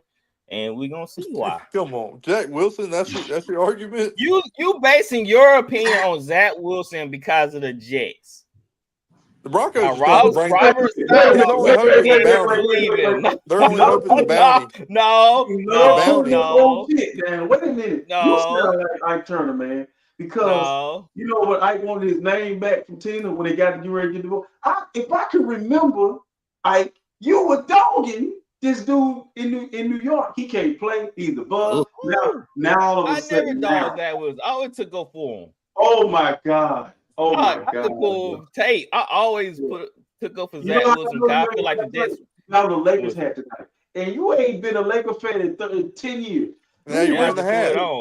It's a sports show, so I put it on. So you can think clear. Ain't no way. Ain't no way, bro. Zach Wilson was in your eyes, and you know it. He was, man. No, I think they didn't do him and Justin justice. I know you don't smoke, brother. You seem like you hide in giraffe booty tonight. I'm just saying. I'm kidding. You got to be on something tonight because there's no way you're gonna sit here and tell me this man ain't gonna figure. He's gonna take this USFL team and go where? Where they going? They gonna be. I said 7-10. Second. If he win 10 games, I'm gonna tell you what I'm gonna do. I'm gonna get on this show and I'm gonna issue an apology. They win 10 games. Right, I'll do that. Okay, if they win 2 games, you can do that. But I ain't saying they win 10 games. I'm saying they win 7. I have Chargers since 11. If he win 10 games, I'll let my wife hit me with a pie. You know that pie you was trying to put on there? Yeah, you probably taking that pie too. No, yeah. You can they'll Tyler. Thanks for bringing that up. Thanks for bringing it up. Because Tyler got to take that pie. Listen, what you gonna do if they don't win 10? If that's your dog, if that's your guy and you believe in him, if they don't win 10 games, you gotta take a pie. I'm not saying they're gonna win 10 games though. He said 7-10. He said 7-10. I said 7-10. I said 7-10. Let's say 8 RC. Okay. Okay. Yeah. 8. No, what did you say? 7. Hey, Give me my base. Jesus. Give me my base. Give me 7. I'll take if they don't win 7, I'll take a pie. Man, look, I want to know what they win total is. If we was betting, what the over and under gonna be. You know, It's 5. All right, I have the Chargers at 6-11. Herbert dealing with a depleted offense, man. Mm-hmm. They are very depleted. So, and then he dealing with a foot injury. So I don't know how mobile he's gonna be this season. And running back, who's the starting running back? Flowers right now since Eckler's gone. Who's that? Gus Edwards. Gus Edwards, who's injury prone. So, can the offense score? So I get J.K. Dobbins too. Did they get J.K. Dobbins? I think they do got Dobbins. I think. Yeah. So they got 2 injured. J.K. Dobbins hasn't played a full season since when? About 2-3 years. Ohio State. So Ben, wouldn't have a Harbaugh rebuild not worked? In the this is depleted. In year 1, we saw him at San Diego State, San Diego, Stanford, Niners, Michigan, 49. With year 1, he never go to the rebuild. He not like your guy. He's not going to the rebuild. What have they done? What have they done for them to even get better? They lost all their Pro Bowls. Before Jordan Love, he's hurt. Jordan Love skill players did what they did at the back half of the season. Was anybody jumping up and down for Christian Watson and all them other guys? Were they? Yeah, Christian Watson was. He was making some noise. No, I'm saying nobody. At some point, we were starting to think Green Bay was trending down, and they look different. They don't have big name guys. They making their name. I guarantee they got rid of receivers. They got guys on that Jim but Harbaugh. they still had Aaron Rodgers. Aaron Jones back there. But right now we having 2 injury prone running backs who may not even finish the whole season. And then we coming in with Justin Herbert with a foot injury, so he's not gonna be very mobile. That's a tough. That's a tough. I mean, I wouldn't touch that. I wouldn't bet on that team. You know what? You got a point because last year. If I had to choose between those 3 teams, they're all mirror images of each other. The Raiders, Broncos, and the Chargers. All of them kind of in flux. But I would take Harbaugh over those other 2 guys. That's why Harbaugh and Herbert. That's the only reason why you betting on the Chargers. But I'm saying the injuries. The Chargers have been dealing with injuries for years. I've seen him do it. I've seen him do it. He's been doing it. You don't know the receiver. We've been on Rice to come. Aaron James, Joey Bosa, Khalil Mack. Listen, Asante Samuel Jr. They're gonna look like Michigan, ladies and gentlemen. They're gonna hit you in the mouth and play defense and hope you. We're gonna see can they cover. We're gonna see can they tackle too, cause they horrible at tackling last year. Yeah, they got to show. Okay, you just like me. You been on what you seen. You been on names. I have more evidence. I have more proof. You have no proof to show me outside of what the Saints did 20 years ago. Well, Herbert, he had a down year. He played terrible. So I don't. I think Herbert and Allen in the same boat. We got to see them without the star receivers now. Let's see what they do. Yeah, like you lost both your Pro Bowl receivers. Then they still keeping that guy from last year from TCU, Johnston. He probably be the. They're like, they'll brag on Justin. And he had no hands. Look, no hands over there. So. Yeah. Okay. All right. I have the Raiders going. I have them going 5-12. The only thing that probably keep them in games is defense. Like you said, the AOC is tough. They traded Josh Jacobs, so our Flowers boy, Zero White, is toting the mail. And we're gonna see. Devontae Adams still kind of pissed. Yeah, he wanna. You trying to get me killed out here. I still don't think he liked the quarterbacks that much. So we're gonna see if Devontae Adams move on. What do you say, Flowers? PG's not there anymore, so the curse has been lifted. So Devontae Adams, is he staying or is he going? And after that, we'll know by the end of the year. If it's a bad year, he ain't gonna want to be there. I mean, this is a gimme. If they have a bad year, he's not gonna want to be there. Yeah, he'll be a jet. But I will say this: like I know they got AP, But I will say that I think Coach AP has the tone of the players. The players will run through a brick wall for him because everything he's telling them players to do, I think they respect him enough to do it because, for one, he did it. He's a Super Bowl champion. So he's not going to tell them players to do anything that he couldn't do. So I think that those players, I think he has those players is what I'm saying. So I just think they're going to be a lot better than what we're thinking.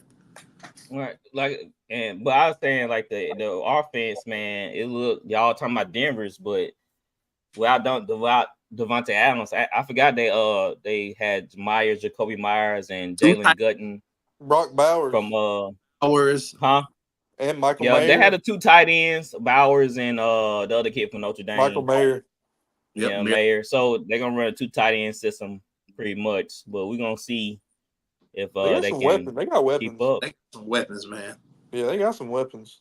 Well, I don't know. Zamir White, last. I don't remember him too well last year. He took over at the end of the year. He was getting 130 a pop a game. Because remember when they beat Kansas City, he had about 150 on them.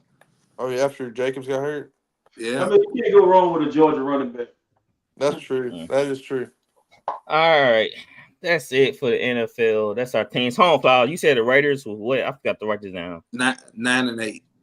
9-8. All right, let's go with sports news. 49ers. It's a rumor that the 49ers asked the Steelers if they were willing to trade Mika Fitzpatrick for Brandon Ayuk. Ooh. Yeah, that's pretty tough. Would you Eagles. do it, RC? And listen, I'll trade Brandon Ayuk for a 2nd-round pick, and you can give me whoever player you want. At this point, I'm over Brandon Ayuk, even if you resign. The wide receiver market to me is a bunch of divas, man. They let the wrong position group be demanding money, and I think you're gonna see it get reined in because that position. You got a lot of receivers on your roster. I think you keep 5 to 6 guys, maybe. Yeah. And so that's a very. I'm on the practice squad. But CeeDee Lamb getting that 38, that's a lot of money, dog, to a receiver. You think Ricky Purcell's gonna be good? They high on him. I mean, with 49ers, man, they don't need nothing. Like, being honest, I'm not trying to brag on that. This roster they're loaded. Again, the issue with them is coaching. They don't need nothing. I mean, being honest, do you need receivers in the offense that run the ball 90% of the time? You throw it every now and then, end around, jet sweeps. It's not that type of offense, Brandon Ayuk. You get 70 catches. It's not 100-catch offense. So they don't need a Brandon Ayuk. They need a guy. They need a Jawan Jennings. They need a guy that situationally make plays and tight ends that's really good. But we don't need a CeeDee Lamb. Not that offense. All right. Jahan Dotson was traded to Eagles, and Dan Orlovsky came out and said the Eagles have the best receiver group in the NFL. So that's his statement right there. But what's gonna happen? We're gonna have some Who gonna mess it up? Who gonna mess it up? You are. Hey, don't do that to Jalen, bro. Don't do that to Jalen. Jalen. Oh, yeah. Sirianni? You talking about Sirianni? Yes, yeah. Sir. It's the bottle of maple syrup. That's what I call him. Sirianni syrup. He gonna mess it up because he can't. When he wins, he's a front runner. When he's losing, he do like Cam do. He cry, he mope. Y'all take that over the Texans receiving core? I like the Texans receiving core. I like Malik and Nico Collins. He only did it for 1 year, so I can't just say he's there. He was good before that. Nico Collins been good. He just broke out because he had an elite quarterback. Yeah. Nico been blocking. So which one y'all rather have? Tank Dell or Devontae Smith? Dude, Tank Dell can run them routes, but Devontae's more proven. I think you should have been Dobson because we don't know what he's projected to be. He's good, RC. If Philadelphia, if the Washington Commanders gonna trade within division, they don't fear that. Can't be well, good. Dawson, I think Dawson's a player. I think he came up for Washington. Listen to me, man. Nobody else. Listen to me. This outside of McLaurin. Now, we seen Magic Johnson do this shit with the Lakers and the Clippers when he traded Zubac down the hallway. Now he'll do some dumb shit, but this like Magic Johnson. He just got money in this. Yep. Peters is not a dummy. He sent their third best receiver or second best receiver to their Second best. Vision rival, bro. That's But you don't think you watch Dotson? The boy can play. That's not he can. I don't know his route skills. His route skills ain't elite, but he can get down the field. When you watched him play, I ain't gonna lie, I've never watched him play. Never watched him play. I've never watched Washington like that. You can't be a first round pick and be traded away to the division. He didn't live up to the hype, but like I said, as a third option, not in your division, bro. No. You really think that? Hey, Flowers. This one is comparable to Trey Lance, third overall pick, goes to the Cowboys from the 49ers. You traded that to your rival. That's definitely not. That's the same. I watched Dotson play. He impressed me. I like him. Of course. So I think that's why Dan came out and said that's the best receiving core right now. You talking about Dan O'Laskin and run out the back of the end zone? Come on, man. You can't be holding that. You can't be holding against that man like that. Just because hold on, whoa. So just because they got Jawan Dotson, that makes them the best receiving core. No, so Dan, that's what he said. Yeah. So Dan O'Laskin didn't consider the Eagles to have a great receiving core until Jahan Dotson got there. That tells you a lot. That's right there. Dan can't even stay out the back of the end zone. And why are you getting more receivers when you don't got cornerbacks in the safety? They drafted a slew of quarterbacks. They drafted like 3 of them. I'm talking about you could have traded for a cornerback. You could have. They brought CJ back too. To get Patrick Surtain out. Now go get Patrick Surtain out. Oh yeah, he was on a trading block. I mean, that would have been a trade. Well, but you see nobody else didn't trade for Patrick Surtain. They probably asking for too much. They drafted 2 corners too. Dotson is not going to touch the field week 1. You remember when the Eagles did this with Jalen Reagor that Minnesota had? He was a first rounder or second round pick. So, he was a high pick. He was sorry. And the Eagles went and got him, and then they had Aguilar, and the Eagles do this. We're gonna load up. We're gonna tell you what you're gonna do. We're gonna go draft all the Georgia Bulldogs and put them on defense. How that work out?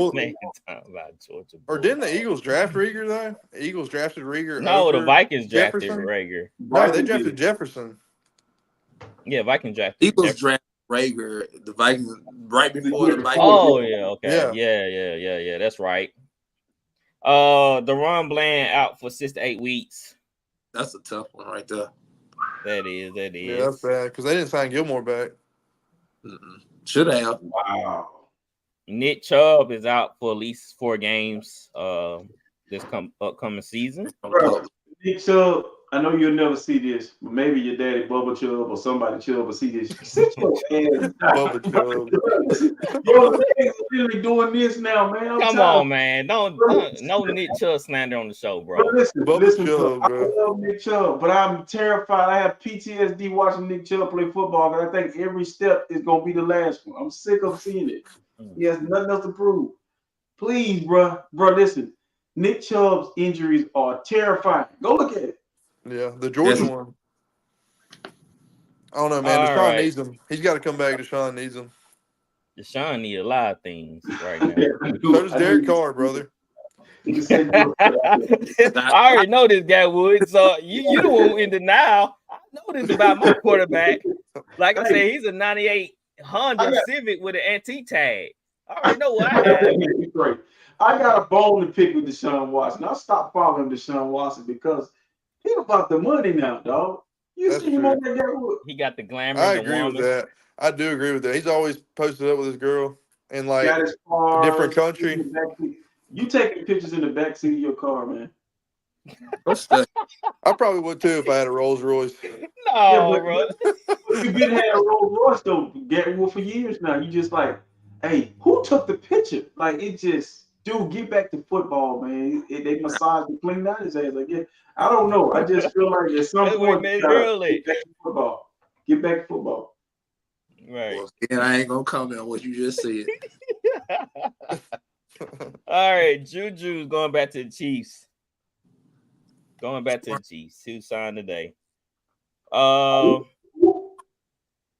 Juju Smith-Schuster. They going back to the Super Bowl, man. Packers traded for Malik Willis. Good I for don't know Malik why. Willis. No. He looked horrible. No. He looked horrible. Good for Malik Willis. Yeah, him. he going to a good offense. He can't play. No matter what offense he's go to. He going to the West Coast offense. Because they knew what they were drafting when they got him out of Liberty, man. He was wrong. I ain't gonna knock him. He came from Liberty, but you know what I'm saying? From what nobody told the Titans to take him in the second, third round. Do anybody remember the Titans? Nobody told him to get into the NFL draft either. Why not? He was beating D1 teams at Liberty, man. That's why Hugh Freeze back in Auburn now is because of Malik Willis. Hell, he ain't beating nobody now, especially in BNC. Let me ask you this. Huh? You know that if I told you that, you know, there are guys who draft into the NFL to bad situations who we think are busts, they're really good. Malik Willis can play. Like, I saw him play in the preseason against the 49ers. It's not him, it's the system. It's like watching, if you put Lamar Jackson in the West Coast offense and say, go be Steve Young, he'll be terrible. He would terrorize teams. See what I'm saying? Play action, rolling out on the bootleg, a strong run game, a real good tight end. His decision making is still bad. Who decision making? Malik. Y'all, I got a legit question. Why do y'all think it took so long for Geno Smith to get an opportunity and end up being a solid quarterback? Who's saying he's solid? That's a loose term. Geno Smith's solid, bro. That's a loose term to use, Gatwood. He had an elite year. You know how in Talladega Nights the guy said, "I piss excellence." You piss hatred. You're like a fucking cup of hatred. Like, what in the world? What are you watching? I'm watching Geno Smith being Geno sometimes. I don't know what he said. Solid. He got some good moments. Man, he almost lost his job to Sam Howell, but luckily Sam Howell throwing bad passes too. So they said Geno throw less bad passes, so let's just choose him. Ben, you think Zach Wilson's good? I didn't say Zach Wilson good. I just took go for him. I said he's just in a terrible. Why do you like Geno Smith, man? Be real. I watched him over the years. It's nothing. I don't know. It just don't impress me. He got a big arm, but that's it. He had an elite year with the Seahawks. His first when he started with the Seahawks. Elite. Russ left. You again with these words. You don't use them type of words, man. He had a good year. Average. It was elite average. For him. Elite for him. Yeah, you're right. Elite for Geno. He was a Pro Bowler. Yeah, because he was honorary. They had to put somebody in there. Honorary Pro Bowler. He's an honorary Pro Bowler. That's crazy. they who else? Who else? Gets called Geno. I think he's available. Pretty sure he's available. Now he's in the playoff. He was a halfway. He had it, and he lost it. All right. Of course, CeeDee Lamb signed a new deal, 4-year, $136 million. So the highest paid receiver is still Jettis, then CeeDee Lamb, then AJ Brown, then St. Brown, then Hill. So that's your top receivers right there. Eventually, I guess. 28 million, 38 million. He ain't getting 33. He getting 28 million or 30 million.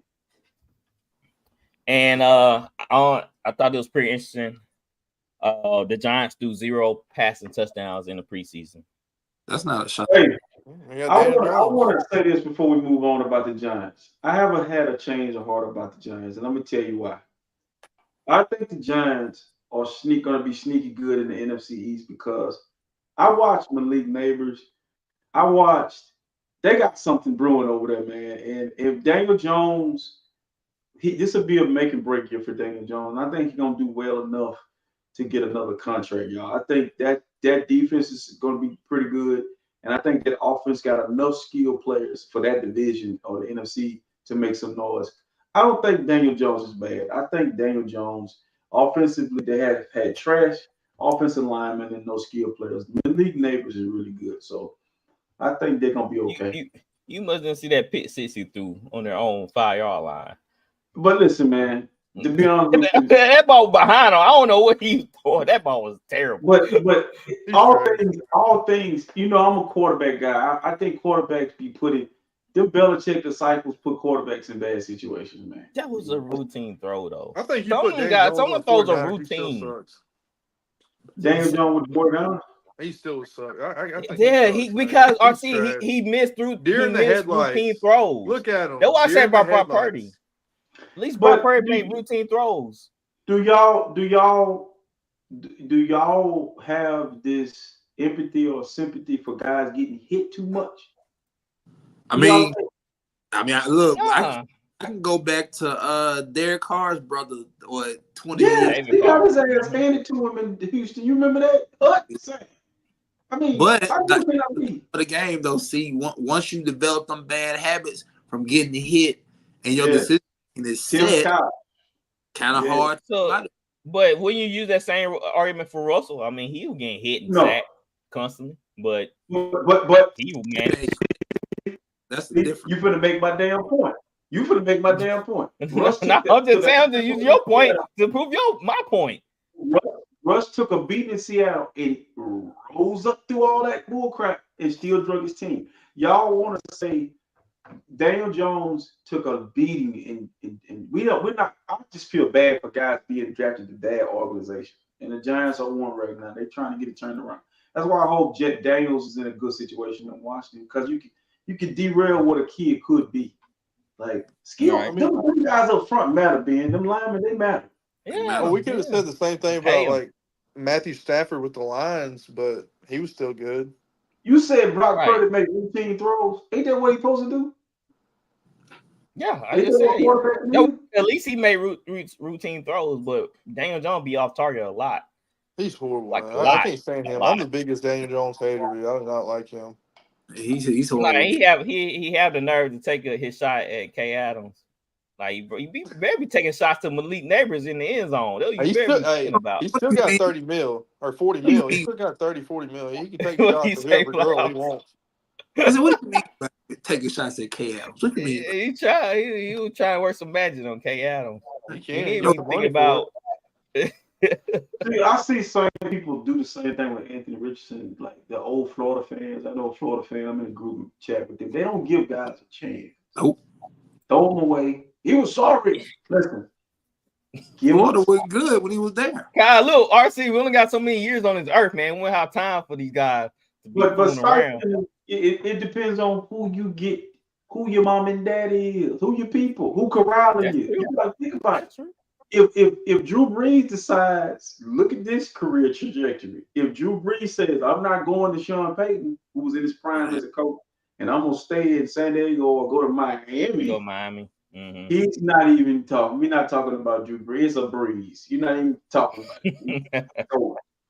Yeah, because that Dolphins team, they had Culpepper, I believe. They chose Culpepper. I got a question for Ben. Mm-hmm. If y'all would have took Spencer Rattler in the first round, do you think he'd be starting over Derek Carr right now?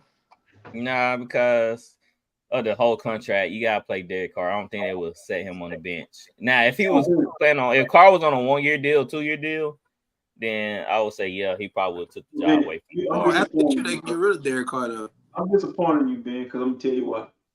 My guy down there, my source, whenever I need to go something, I'm gonna go to.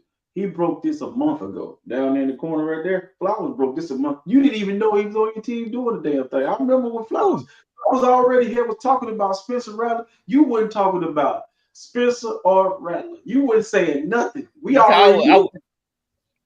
I knew it was Spencer Rattler, but I wasn't like just like I went to the Saints drafted and I was like, okay, we got Spencer Rattler, but I wasn't just like advocating. He was cutting up in camp. And Flowers said, man, he been cutting up, been doing his thing. He getting boom. Now you will spin around. I'm just saying, Carr, just because how Carr plays, that's why he giving Spencer Rattler a chance. He leaving the door open. That's why I'm saying that. If Carr were playing like a top 10 guy, then it would be his to take. He's Spencer Rattler this year. Dennis Allen getting fired. Yeah, exactly. If the Saints start off horribly and Derek Carr get benched by week 5, week 6, then that's a wrap. Yeah, I know that this is a little different, but y'all remember it's kind of like when Matt Flynn, when he got that big contract from the Seahawks, and then Russell Wilson came in, late round pick. I mean, obviously Derek Carr and Matt Flynn are different, but I could see it being something like that. That's a good comparison. We're gonna see.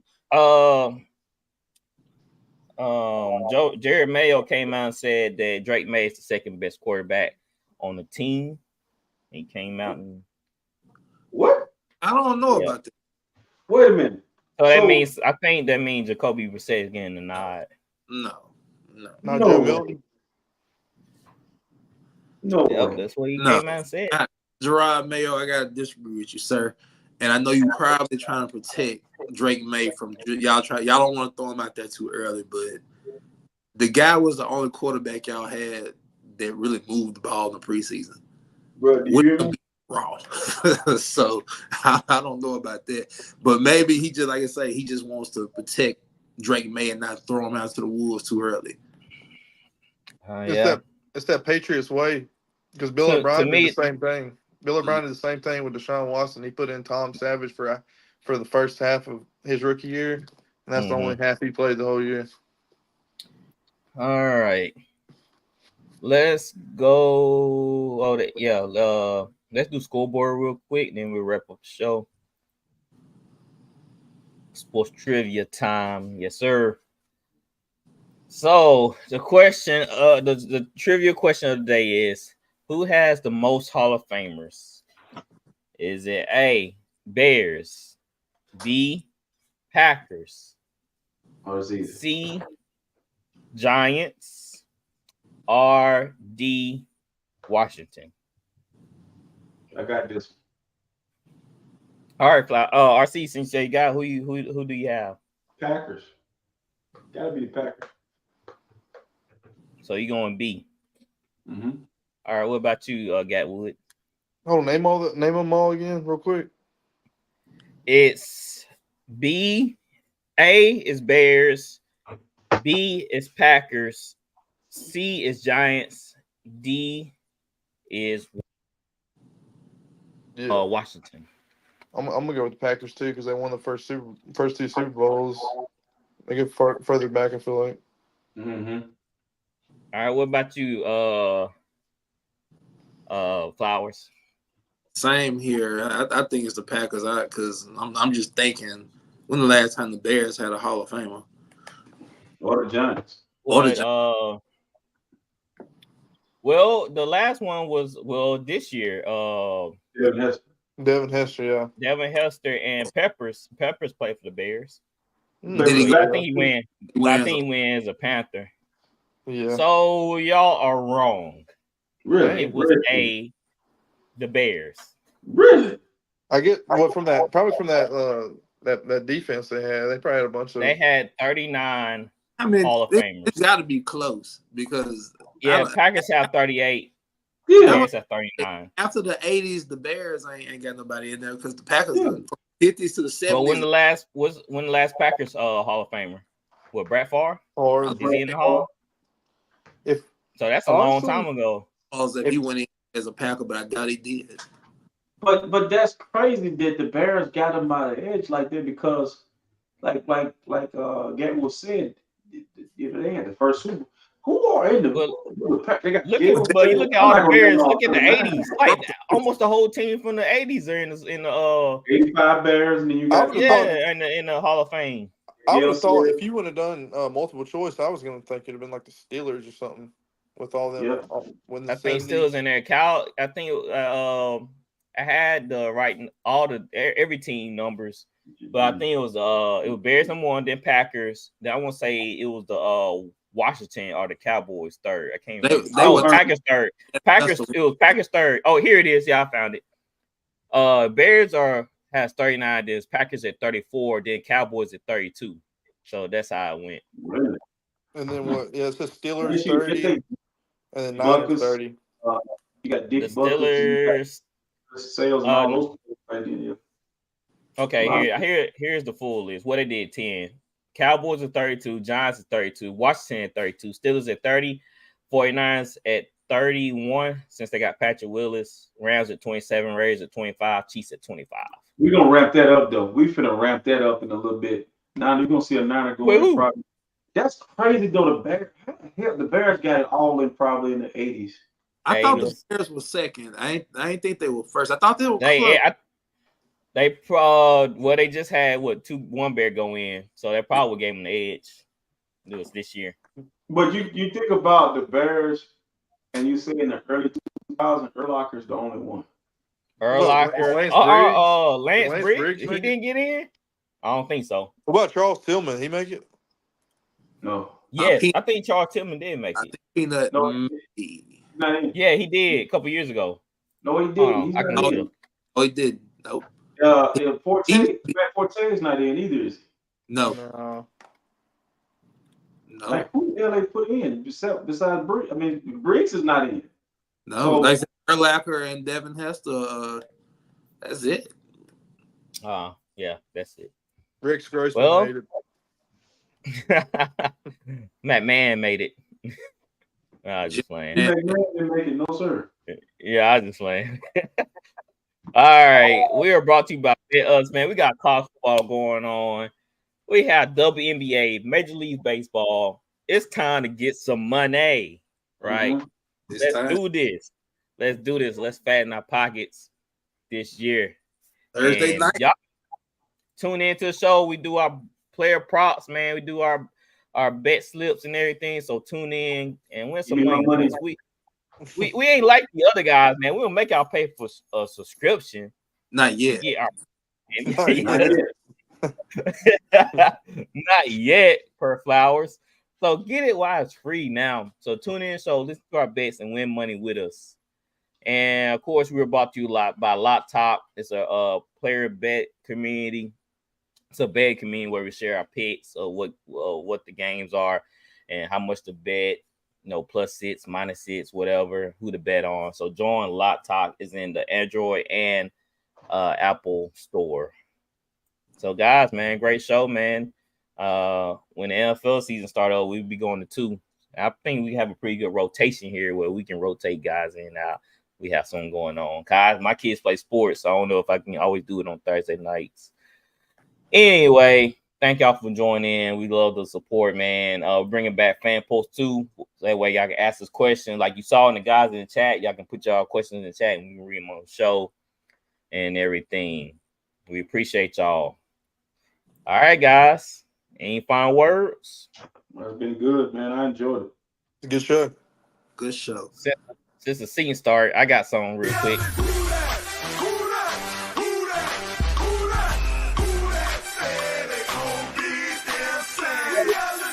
Next week, the week after, let's go. All that for 6 and 11. You don't even believe in what the music's saying. He said you don't believe in what the music All that saying. for 6 and 11, man. I was gonna say that would. You said the song said who that said they're gonna beat them Saints. I got a list of people right here. If you want come on, bro. Come on now. Come on now. I'm just trying to help you out. I'm just trying to answer the question. It's kind of how many licks to get to the center was Tootsie Roll Pop. I got it right here. I got it right here. I got you. The season started not. Yes, next week. 2 weeks. Yes, next week. 2 weeks. Y'all, 2 weeks. 2 weeks. Do you know that y'all play against your favorite coach this year? Yeah, Sean Payton. We gonna get. You know what he do when he show up in the Superdome? I'm gonna get a stand ovation. He rooting for the Broncos. That's crazy. He's rooting for the Broncos. No, I'm gonna give him a standing O. That's I'm gonna crazy. give him a standing O of what he Boo deserves. this man. That's what I'm gonna give him. That's crazy, man. He said, "Boo this man." Wow. I'm gonna be in my living room. You right. Do it from the comfort of your living room because you take your ass down there to Narland. And your problem. Wow. Nah, he gonna get a stand on the Superdome. There's no way. They're gonna drown out the booze because some people still bitter, but he gonna get a stand on. Bro, he left y'all just to leave y'all. He didn't want to be there no more. Man, he got tired of Mickey Loomis trying to control him. He said, "I'm out of here." He got all And I need a excuses quarter. He said, for Sean he got Payton. tired of seeing Jameis Winston Oh. leading the huddle. That's what it was. Jameis Winston ran them off. Nice I ain't James. never heard Ben say a single bad thing about Sean Payton at all. I mean, Ben got a man he crush. won Super Bowl. I can't curse that man. Hey. Hey, look, All right, man. guys. Hold on. Yeah. If Shanahan ever won the Super Bowl, I was that way about Harbaugh. I hated his guts and he won the Super Bowl. You see where I'm at? I'm a Harbaugh fan now. Okay, yeah. Yeah, If he ever won the Super Bowl, I'm gonna be right there with you. I wouldn't have been like Right. that. Yeah, Bill you gonna have a O'Brien, look. Look. When a guy bring you your very first Super Bowl, you can't curse that man. Sir. I hear you, bro. All right, guys, man. Thank y'all for joining in. We are out of here. Peace. See.